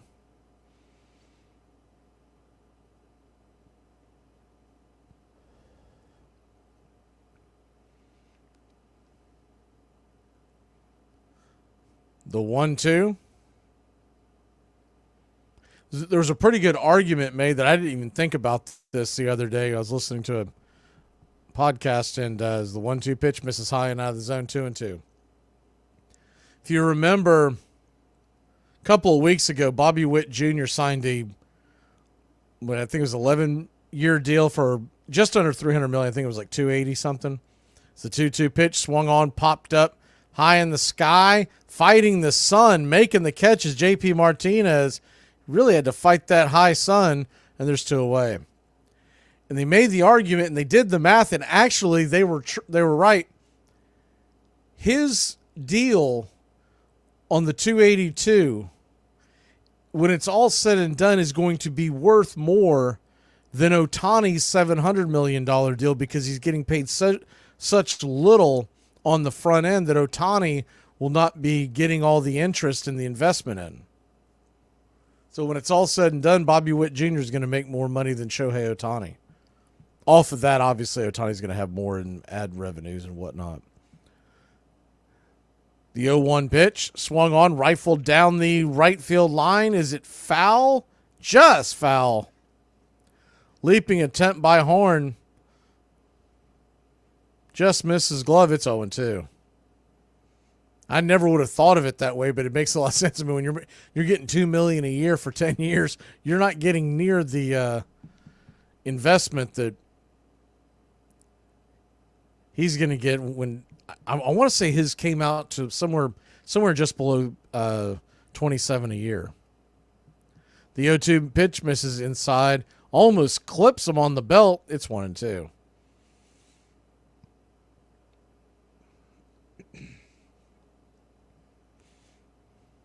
So a 1-2 count, pitch on the way, caught looking, strike 3. He got caught watching the paint dry, and that'll end the inning. We'll head to the top of the 9th inning. Your Atlanta Braves will try to tie this up or even better when we come back. Why is there a pancake in the silverware drawer? My wife threatened to leave me because of my filthy and disgusting habits. I was so shocked, I almost choked on my toenails. Now, if you want to crown them, but they are who we thought they were, and we let them off the hook. To protect her home and family in a disaster, Karen was willing to wade through water, mud, and insurance paperwork. Yeah, I can do this. You go, Karen! By simply understanding and updating what her insurance covers and doesn't cover now, she'll be better prepared no matter when disaster strikes. Learn other simple ways to protect your home and family before a natural disaster at ready.gov. That's ready.gov. A message from FEMA and the Ad Council. Hey, buddy, I'll be back. I'm going to run to McDonald's real quick. Run to McDonald's. Didn't they suspend your license today in court? Yeah, what's that got to do with anything? You can't drive with no license, Roy. What are you talking about? Yeah, you can't. I don't use a license to start my truck. What are you going to do if you get pulled over with no license? Same thing I always do when I get pulled over. Run. You're going to get in trouble, man. What are they going to do? Take my license? You're going to go back to jail. And guess what? When I get out, I'll drive home. Man, one of these times, they're just not going to let you out of jail. Nah, next time I go to jail, I'm going to be there for a while after what I said to the judge last time. I am on thin ice. If I want to smoke, I will smoke. If I want to drink, I will drink. If I want to go out, I will go out. Because I'm the one that brings the money in this house. I'm the one with the boss in this house. So if I'm going to go out, you're going to stay here with the kids. You got that? And that's how it is. That's how I'm going to tell him when she gets here. It travels 60 feet 6 inches from the pitcher's mound to home, and it can cover that distance at nearly 100 miles an hour. Along the way, it can be made to twist, spin, curve, wobble, rise, or fall away.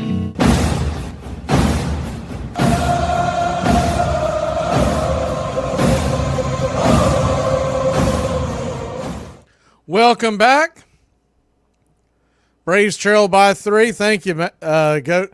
Working hard on these offseason. We got a lot of them that y'all have not heard before.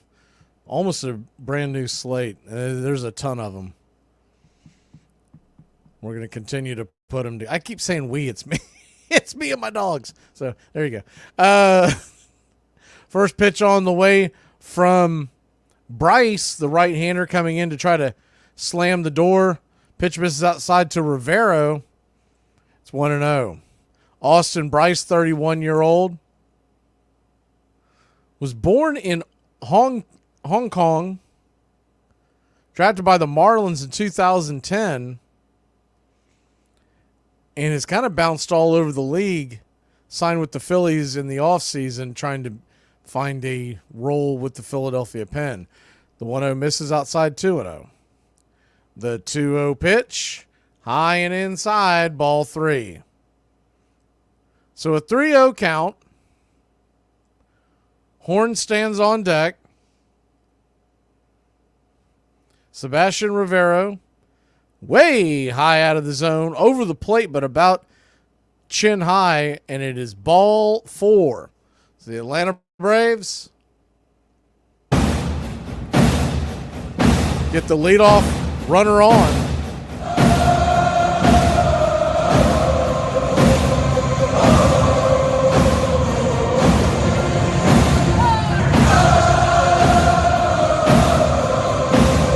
righty-lefty matchup. First pitch on the way, swing and a miss up top on the outer shelf. It's 0-1. Bryson Horn 1 for 1 with a single. 24-year-old. First pitch swung on, hit high and deep. Over the wall! Ding dong, that pitch is dead. That thing took off in a hurry.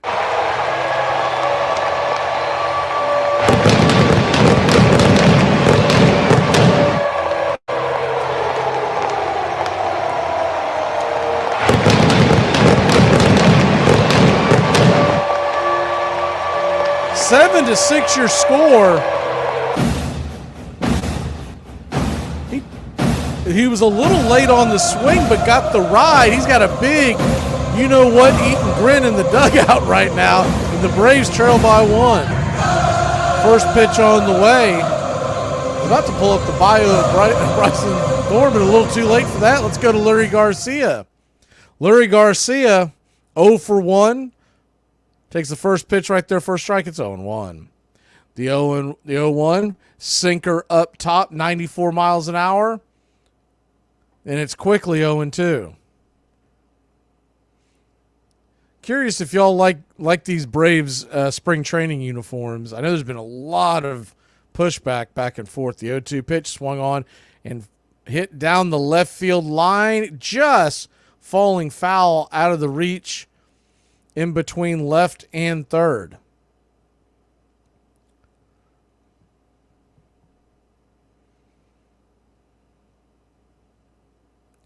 I know the biggest pushback has been on those pants, man. There's been some funny stuff going on in them showing the, especially a few of the teams' home white pants and what they're made out of. The 0-2 pitch, comebacker, atom ball, and Bryce will grab it, flip it over to first. A 1-3 put out, and there's one away.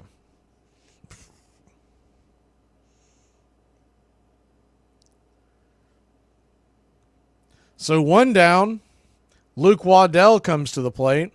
He's 0 for 1.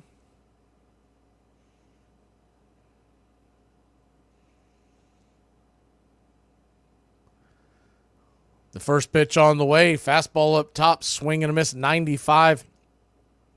About letter high. It's 0-1. Waddell was the 5th round pick in the 2021 draft. Played his college ball at Georgia Tech. The 0-1, high and out of the zone. It's 1-1.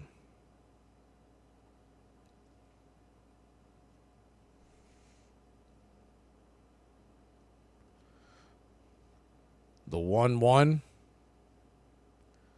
Rocks, kicks, and deals. High and out of the zone. 2-1. Tying run stands at the plate. Go ahead on deck. The 2-1 pitch. Lets her go. Swing and a miss. It's 2-2. He's thrown 4 consecutive. They're calling them sinkers, but they're really more of a split of a two-seamer. A little bit of a rise. The 2-2 swung on. Smack foul against the backstop. Up against the screen. We'll do it again at 2-2.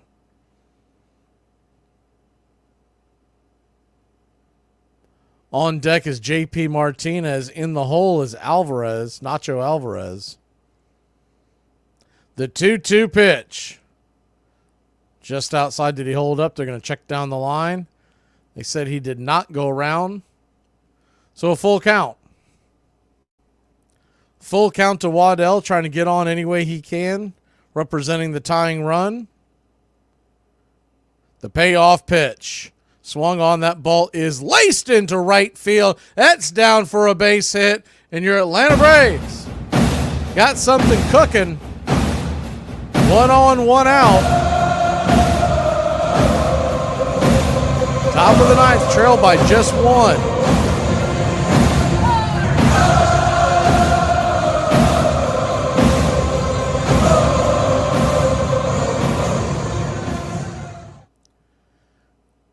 JP Martinez, the batter, drops a bunt down. Pretty darn good bunt. Catcher comes up, fires it over to first, and he's going to be safe. The throw was in the dirt. I don't know if he would have gotten him anyways. JP Martinez, I would think, is going to be given a single on that play. It was a drop bunt that you could say was almost sacrifice-like, but he pulled the trigger at the last second, so it was really a bunt for a base hit that came through.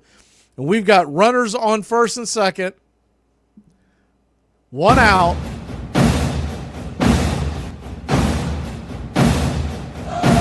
Yeah, I don't know if that throw would have beaten him.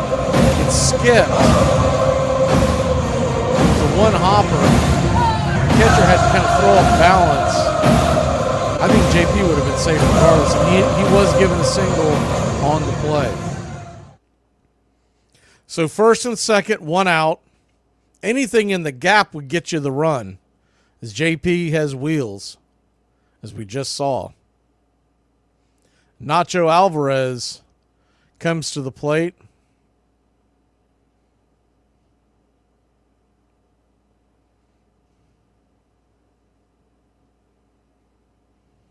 Righty-righty matchup. Nacho digs in. The pitch on the way outside wide. Slider misses. It's 1-0.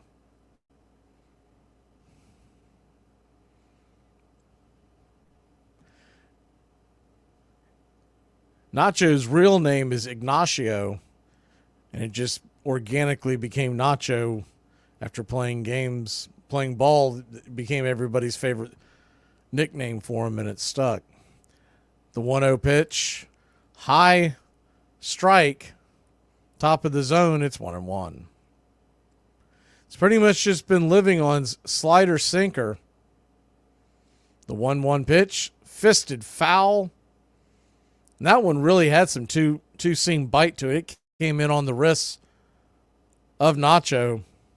He's down to his last strike. A 1-2 count. Runners on first and second. One out. Trying to keep the line moving. The pitch on the way. Slider misses outside wide. It's 2-2.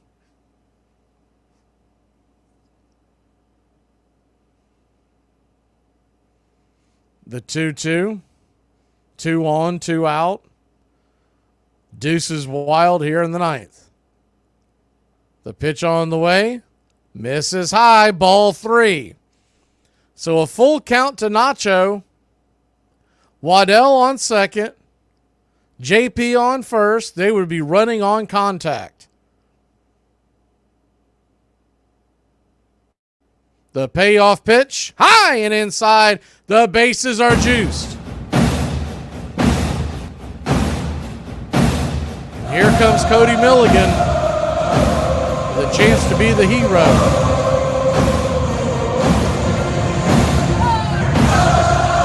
Any kind of a decent fly ball would tie the game. Now remember, there is no extra innings in spring training games anymore. The only way that happens is if the two teams had decided already, and I don't believe that's the case. First pitch on the way. Ball is hit off the pitcher's foot, flips it over to first. A run will score. The game is tied. Is Milligan safe? He is safe. He beat the throw. And Milligan has tied the game up. It's 7-7. That happened so quickly. It was a comebacker that kicked off the foot of the third baseman.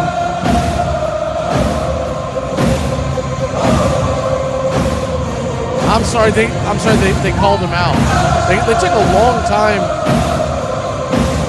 to show that on the, well, they're still showing on the Phillies screen that the bases are loaded.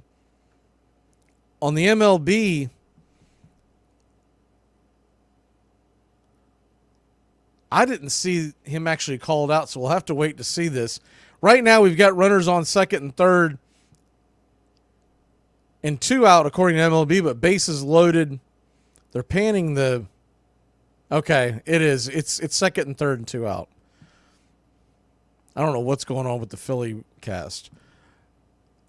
The 2-0 pitch is down and inside. Ball 3. Liberato is the batter. You tend to run into these things during spring training. The folks that are running the boards in the studios aren't necessarily top-notch baseball people. The 3-0 pitch. Fastball right down the pipe for a strike. It's 3-1.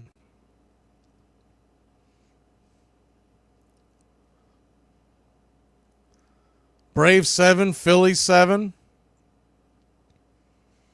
Pitch on the way. Swing and slice that foul. A full count now. It's 3-2. So a 3-2 count. Runners on second and third. The game is tied. Conley stands on deck. Rivera in the hole. The payoff pitch on the way.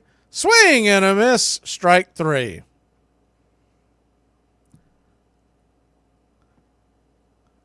So that'll end the inning. We'll head to break. When we come back, the Braves will see if they can keep this game tied and walk away with kissing your sister. We'll be back in a flash. We can't Ruby Dern your frazzle dazzle. Braves country is AFC South country all season long. Drive starts at the 1 and looking for a little breathing room, and they get that and plenty more. Derrick Henry still going. Stays in bounds. He might go. 99 yards for the touchdown. Unbelievable. Touchdown. Slant caught. Touchdown. Marquise Lee. And he punched the ball into the stands. Deep. And he's got it. Keelan Cole. Touchdown Jacksonville. AFC South on Braves country. Ford, Chevy, or Dodge? Chevy all the way. It's the heartbeat of America. I'm going to go off the reservation on this one. Like, oh, man, now I have an actual American truck. I have a Nissan. You laugh. My truck was made in Tennessee and it's going to spend most of its life in Alabama. That's American. What are we going to do for Chevy? Isn't Chevy made in, like, Mexico or something? I know Dodge is made in Mexico. So Chevrolet's made up in Michigan, Detroit City. That's not America. Armchair. Cars from all over America come to find a new home in Florida, just like you. I moved here after the draft. I noticed there was one thing missing from this great town: a celebrity-endorsed used car shop. That's why I founded BJ's Used Autos. Every one of these beauties is freshly painted. They look brand new. We have new models coming in every morning, usually around 2 a.m.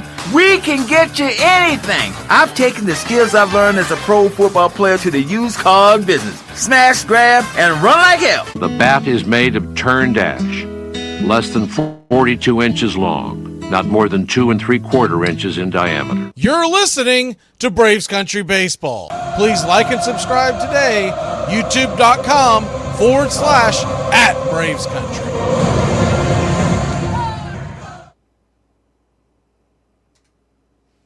Welcome back. Pitcher on the bump for the Braves now is Roel Munoz. Roel Munoz will face Robert Moore to lead this off. Radcliffe and Reyes are also due up. First pitch missed for a ball. It's 1-0. The 1-0 pitch swung on, dragged over to second. It's going to be a 4-3 put out, and there's one away. Braves are looking to walk out of here with a tie.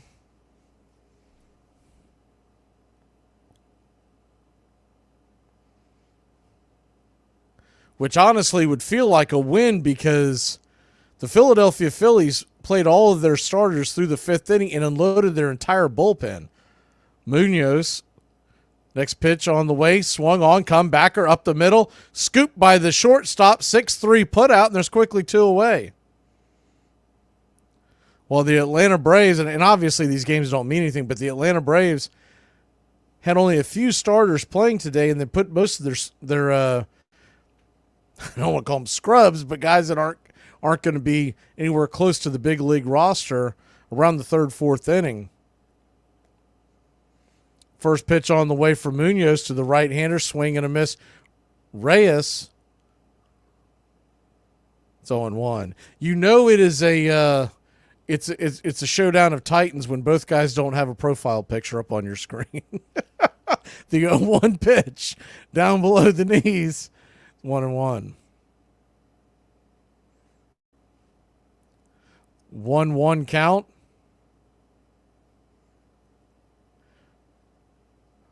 Munoz kicks and deals, swing, and that ball's laced into left field. Going to get down for a base hit. Cutting it off is Milligan. He'll hold him to a single. And the go-ahead, the winning run for the Philadelphia Phillies stands on first with 2 away. And that'll bring Cody Clemens to the plate.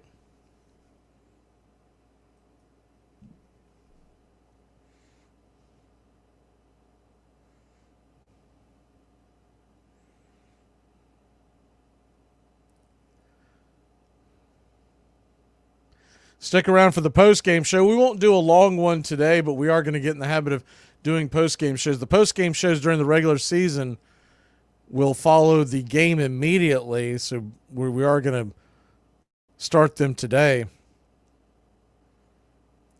For those who might have missed the memos, we're doing a pregame show heading into the game. It'll be about a 20-minute pregame show.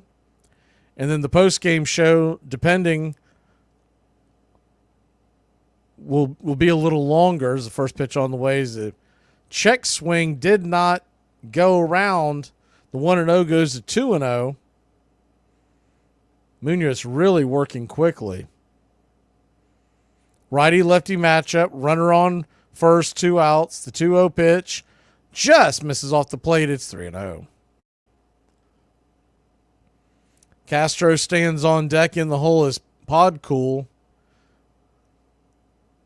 Muzziotti would be after that if it continued. The 3-0, high and out of the zone, nowhere near the zone, ball 4.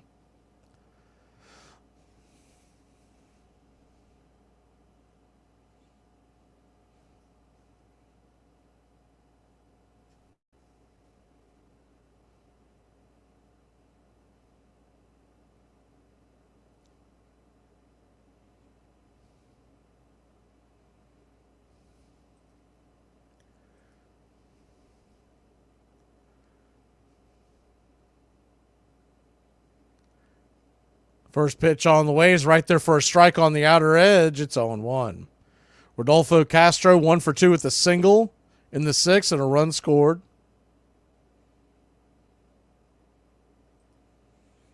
The 0-1. Rocks and fires. Man, oh man alive, is he pinching him. Misses it outside. It's 1-1.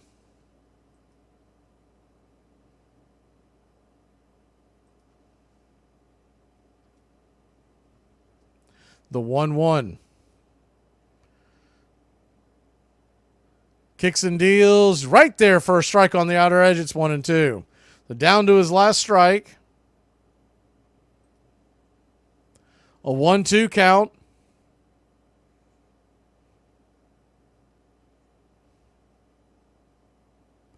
Runner on first and second, 2 outs. 7-7, bottom of the 9th. Swing and a miss. Strike 3. And they are not going to play extra innings. We did get the official Walt Weiss and Rob Thompson's motion to themselves. The game is over. So what do you do here? Braves tie. Braves tie. Your Atlanta Braves tie. Very, very strange indeed. But, hey, I'll take that as a win. We're going to take a very quick break, reset, put the video on, and hit the post-game show. We'll be back in a flash.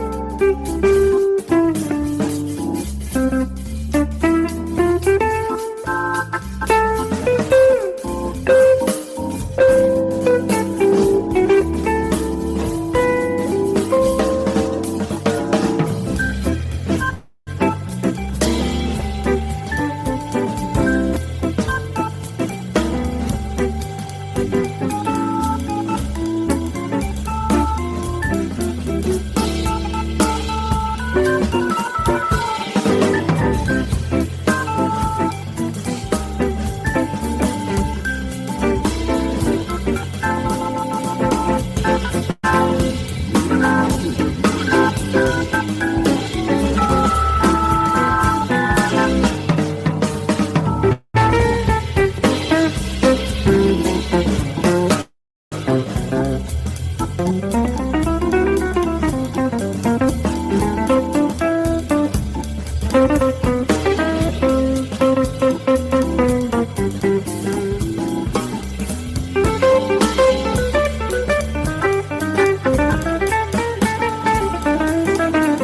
can't, Urban. He is not the love of your life. He is literally just a guy.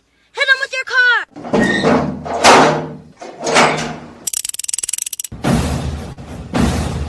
We're 1 out away, Braves country, from a trip to the World Series. Whatever superstition you got, do it. The entire city of Atlanta, the entire South is standing on their feet, trying to will the Braves into the World Series. Here's the 1-0 pitch. And swung on and ripped over to Dansby Swanson. Dansby's got it. He fires over to first. Baby, sound the trumpets. Do the job through the streets. Your Atlanta Braves are headed to the 2021 World Series. Oh, baby. Hey, you think y'all could chill out on the online shopping for me? Just a little bit, please. Y'all killing us. Damn it, man. Y'all know we already Temu tired.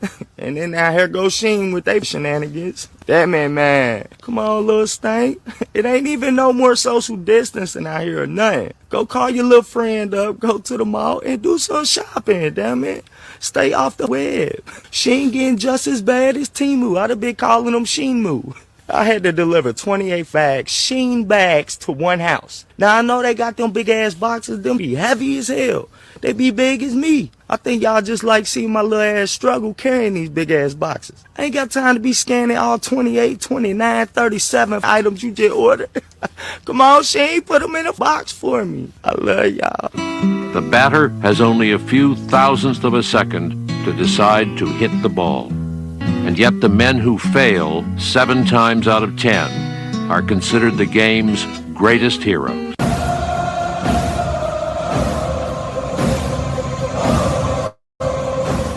You're in Braves country.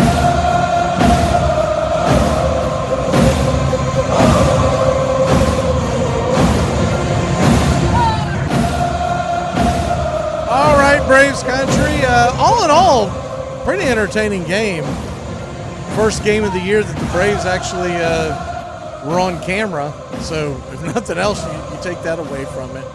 As far as the A.J. Smith-SHAWVER, look, this post-game show won't be very long, but typically our post-game shows are going to show up right after the end of the games during the regular season. It'll be a separate feed, and we're doing that. It's a long story while we're doing it, but basically, if someone doesn't catch the game from the night before and they just want to see the post-game show, it allows them to be able to see it without trying to sift through the entire play-by-play. But the pregame show and the game will all be on the same feed.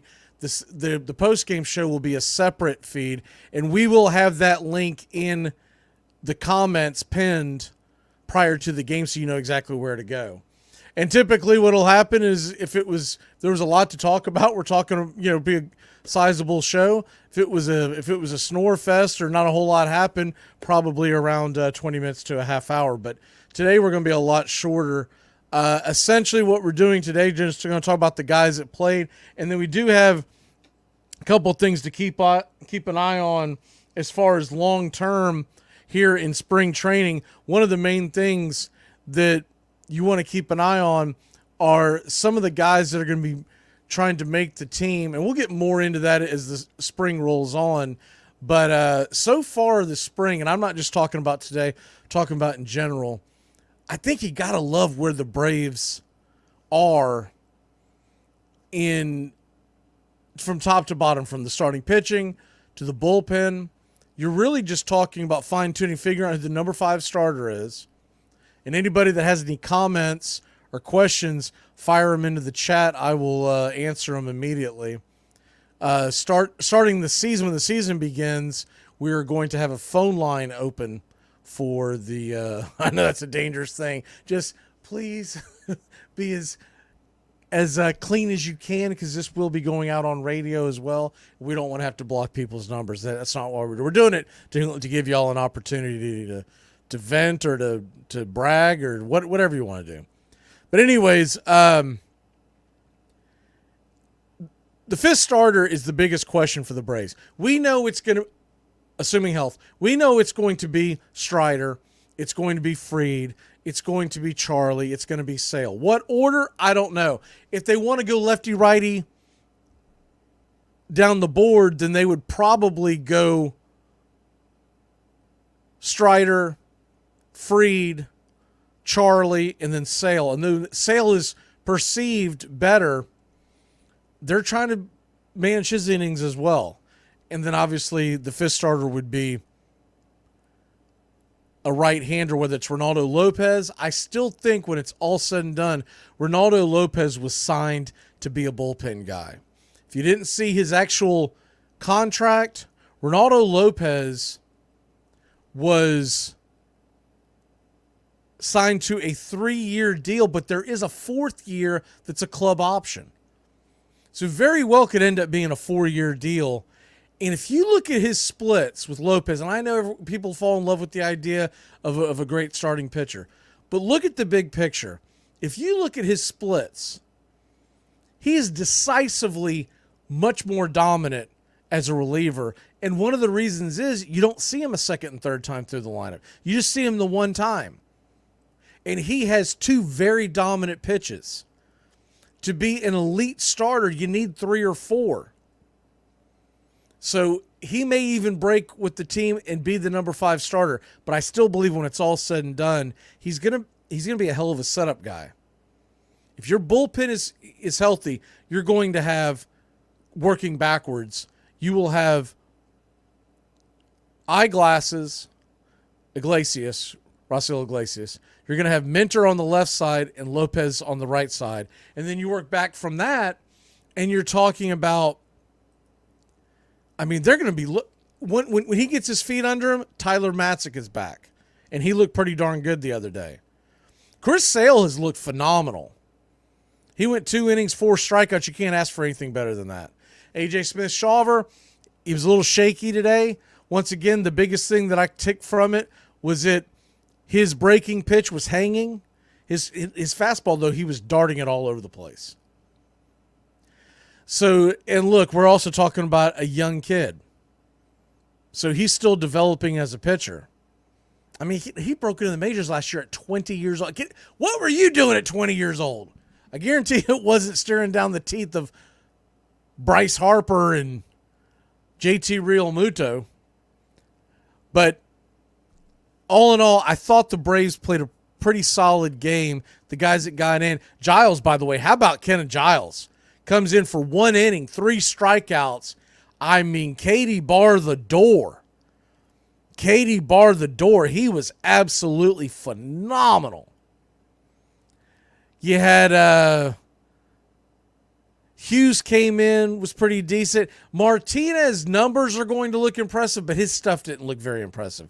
He came in for 2 innings, 3 strikeouts, 1 walk, but he's I mean, his stuff didn't really blow me away. Munoz has pretty good stuff, but he did leave a couple of pitches over the plate. But the big thing I would take away from today is Shawver has got some work to do. He's probably not going to start with the team anyways. He's probably going to start off in the minors. I still think he gets at least somewhere between 5 to 10 starts this year. The guy, if we're going to give a game ball away today, I know we don't do that a lot on the preseason or spring training, I think you got to give it to Chadwick Tromp. 2 for 3, a home run, a double, 2 RBIs. I think he's got to get the game ball. Michael Harris, he swatted one again. So the home run by Tromp in the 2nd inning. You had Harris with the home run in the, what inning was that? The 3rd inning. Horn hit one in the 9th, that 2-run shot. And all in all, I thought it was a pretty clean game. We were hit with 2 errors, but the one was a bad, almost handcuffed the second baseman, Lopez. And that is literally, when you look at that was a spring training error. That was one of those things where, first of all, not much of a chance that he's going to have much time up in the big leagues at all this year. Second thing is, that literally looked like a spring training error. And then the other error came from our pitcher from the pickoff move that sailed over the first baseman's head by about a foot. Those to me are spring training errors. They weren't dumb mistakes, and you'll live with that. The only really bad mistake that I will say was Liberato getting picked off at third. If you're going to do that double steal, you got to go. And he was kind of caught with his hand in the cookie jar. And obviously these are just spring training games. It doesn't really matter who wins, but it, in all, would have cost us the game. Kelenic still hasn't had a base hit yet, but you can't overreact to that. And I guarantee you people are dragging him on Twitter already going, are you kidding me? We made a terrible move. It is spring training. He's going to be on the team. And I think one of the best things about this, when you look at the big picture for Jared Kelenic, is that there's going to be no pressure on that young man to hit at the beginning.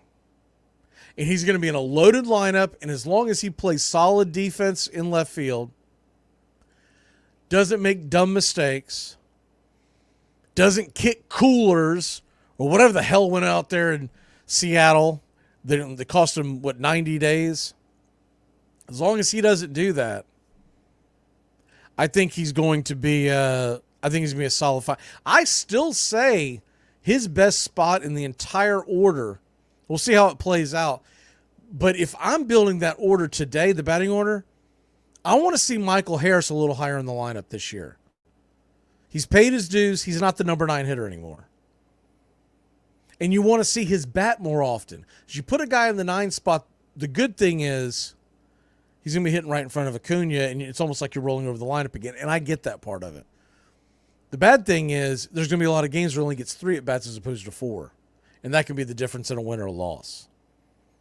If it were me building the lineup, I would have Harris sitting 6th in the lineup just after Marcell Ozuna, who would be 5th, obviously, following up Olsen and Riley and Albies and Acuna, right?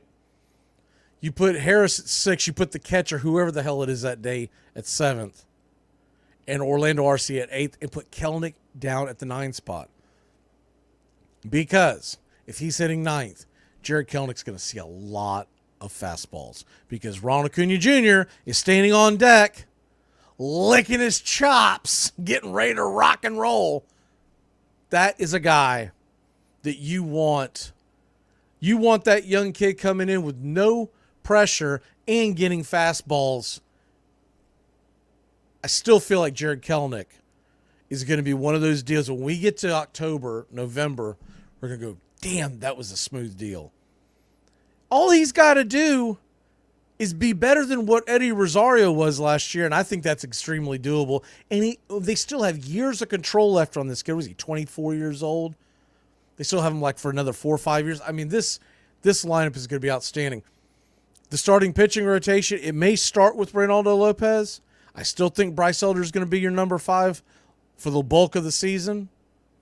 Lopez will be in the back of the bullpen, and Shawver will come up and do spot starts, along with another a lot of guys that we'll get to see. And the bullpen, we'll talk more about that on Saturday. Remember, Saturday first pitch, 105 will jump on about the same time we did today for a pregame show, about a 10-15 minute pregame show, and then we'll get you set for first pitch of Braves Blue Jays. They haven't announced who the starter is for that, but it ought to be a pretty good one. It ought to be a pretty good one. We could get Charlie Morton. We could get Max Fried. So it ought to be one of those guys because just the way it lays out, you would think that would be the case. Strider's probably pitching tomorrow or Friday.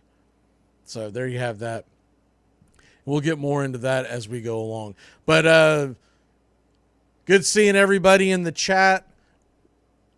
Still got some rust to knock off, and we're trying some new things this year. There's some stuff that we got for the 2024 season on the production end that we're not going to debut until opening day for obvious reasons, because we didn't want to let the cat out of the bag before the season started. But it ought to be a fun season. I hope y'all enjoy it. A lot of hard work is going behind the scenes on the production end of it, and like I always say, I'll try to do better each day as far as the play-by-play. Give y'all the best broadcasts that I listen to these other radio broadcasts, and one of the main reasons why we did it from the jump was that we wanted to bring baseball to people the way I think it should be brought to. I'm telling you right now, there's some broadcasts that I hear at times that I feel like they phone it in. Now, don't judge me too bad on today, because I had a lot of things that went bad on the technical side, but we'll get that figured out hopefully by Saturday. We're going to go ahead and get out of here. Y'all have a great day. Braves and Phillies tie. Ugh. Kissing your sister. Ugh. It's worse than kissing your sister, especially when it's the Phillies. Ugh. You know, about the last damn thing I wanted to see when I found out that we were going to get the first game to do was that it was against the Phillies. Ugh. I'm tired of looking at them. We get the Blue Jays on Saturday, looking forward to that. And then the following with it, Thursday, we get the Red Sox, then the Yankees, and then should be the Red Sox that one after that. But we're going to get an updated card with all of them up. But look, all of our spring training games are already posted for upcoming events on our YouTube channel, Braves Country Radio. So just check it out. And we got several games, more this spring than what we had last year. Y'all have a great one. Great seeing everybody in the Jeremy and Goat and Daniel and who else we got? I'm missing here. I'm trying to do this chronologically as I go through here, but Robert, Yelton, a couple of folks that we did. Denise, we saw Denise. A couple of folks that we didn't see that's normally here, but it's also a Wednesday afternoon spring training game, so I get it.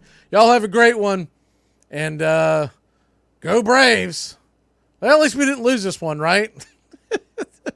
We can figure a way to at least tie them in the postseason. I think they'll give us the tiebreaker and let us get through. Y'all have a great one.